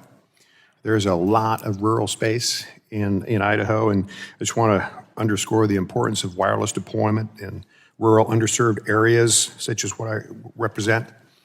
And when it comes to spectrum auctions, has you got any ideas or input on what we can do to make sure that the small rural carriers get access to that or somehow get included with those? Sure. Thank you for this question, and thank you for your leadership on this issue. Making sure small rural providers can participate in spectrum auctions is critical to fostering competition and making sure we get high-speed wireless services to unserved and underserved areas in these rural communities. So for the AWS-3 spectrum auction that will be initiated in June, we have designated entities, small businesses, rural telecommunications companies who have bidding credits, so they get a discount on the spectrum. We're also proposing to offer bidding credits to small rural telecommunications providers in the upper C-band auction, as that's being debated in the NPRM that's currently before us. Great, thank you for that. Commissioner Carr, first of all, thank you for your work in a lot of this related area too. As you recall, there's a lot of federal land in the West, and you've been helpful in helping us get access to some of that. I want to just put a plug in for legislation that I passed through this committee that when it comes to deploying broadband infrastructure across previously disturbed federal lands, that there's an exemption for that from NEPA if that's has to be disturbed again when it comes to broadband deployment. Is that something that you can support in terms of putting the infrastructure in place in rural areas? Thank you, Congressman, for your leadership on these key permitting reform issues. We are looking right now at additional relief with respect to courts or otherwise overreading NEPA and environmental reviews to put needless reviews in place. We want to try to cut through that, and the work that you're doing in Congress and elsewhere is important to that. It really does slow things down unnecessarily, in my view. And I'm going to shift gears a little bit to a totally different topic, but GPS. We went through recently a Homeland Security review and didn't realize just how much GPS was involved with many, many things. And one of the concerns that came up as part of that dialogue was that we don't have a good redundancy system. There's not necessarily an auxiliary system. Are you looking at anything potentially to address that need in case there was a disruption of service to the GPS system? Most Americans don't realize how dependent we are for GPS for precision navigation and timing. It's a great system, but it's a single point of failure. So one of the very first things that we did when I became chair is start the process of looking at standing up alternatives, a system of system to GPS. I think it's important at the FCC that we keep moving forward to do our part to look at a range of different ways that we could stand up alternatives or complements to GPS. We're told that some other countries have got some auxiliary systems. That's why I asked the question. Thank you for looking at that. I did have a question regarding broadcast ownership. Congressman Houchin addressed that with you, and so I won't force you to repeat the response on that. Mr. Chairman, with that, I yield. Thanks. Thank you. The chair now recognizes a representative from Virginia, Ms. McClellan, for 5 minutes to ask your questions. Thank you, Chairman Hudson and Representative Ranking Member Matsui for holding this very important hearing, and thank you to the commissioners for being here. I'm probably the most excited about this hearing of any other hearing we've had thus far. I graduated law school 1 year after the Telecommunications Act of 1996 passed. I was one of the lawyers who worked on, I think, the only arbitration before the FCC under that act. And I ended my legal career helping my client try to figure out how to provide inputs to the FCC broadband map. So I could spend hours talking to you, asking questions about the FCC's critical role, how we can work together to modernize the Communications Act, how we can ensure Americans can communicate freely, affordably, reliably, how we can help with pole attachment issues as someone who, yes, I also climbed a telephone pole, but I only have 5 minutes. And so in this first conversation with you, I want to focus on what I think is the FCC's most important role. And that's ensuring that the public, not political interference, remains at the center of our communications ecosystem, which, as you've heard today, there's a lot of concern about. Because since January of this year, at the behest of the president and under Chairman Carr's leadership, it appears the FCC has been pursuing a course that mirrors the goals of Project 2025, consolidating executive control, weaponizing regulatory authority, and pressuring speech and media that fall out of political favor with the president. These actions represent a clear departure from the FCC's historic mission and a dangerous erosion of the guardrails that protect free speech. And that's why earlier this year I offered an amendment to our oversight plan that said that this committee would remain committed to investigating any instances of the FCC weaponizing this independent agency against the news media to settle the scores of the president or anyone else, because that's the epitome of abuse. And I noted in that hearing that our founding fathers believed that freedom of speech and the press are vital safeguards against government overreach and are crucial for an informed citizenry and democracy. George Mason wrote in the Virginia Declaration of Rights, the precursor to the Bill of Rights, that freedom of the press is one of the greatest bulwarks of liberty and can never be restrained but by despotic governments. James Madison said that for the people to rule wisely, they must be free to think and speak without fear of reprisal.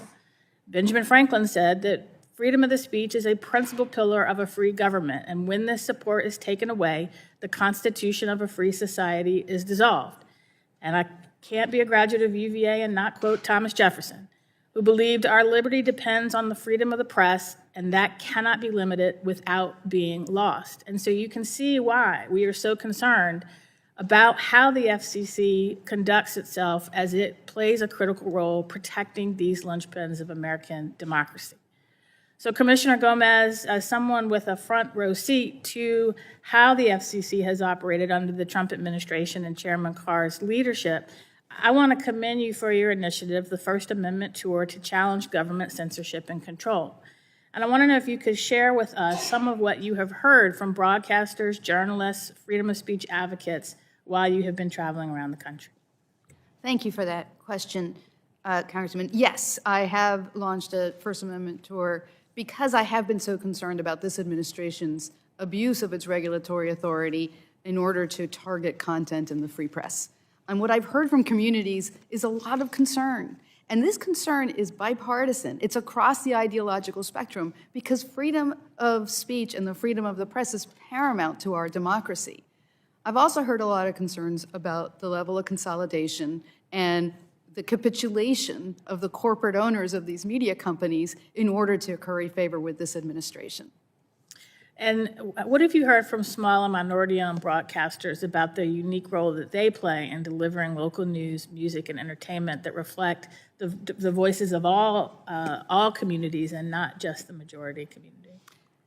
Small broadcasters are really the salt of the earth when it comes to serving their communities. And it's so important that we maintain a diversity of viewpoints that reflect the communities in which these broadcasters are serving. There's one thing I would like to correct for the record, and that is there are 4 national networks, ABC, CBS, NBC, and Fox, not just 2. And the local broadcasters that are seeking to merge are actually corporate behemoths, not small local broadcasters. Okay. I thank you for that. I hope this is the beginning of a beautiful friendship with all of you, and we have lots of geeking out that we can do. And with that, I yield back. Thank you. Chair now recognizes the gentleman from New Jersey, Mr. Kane, for 5 minutes to ask your questions. Thank you, Mr. Chairman. Thank you, Chairman Carr, Commissioners Gomez and Trusty, for being here today. Chairman Carr, supporting first responders' ability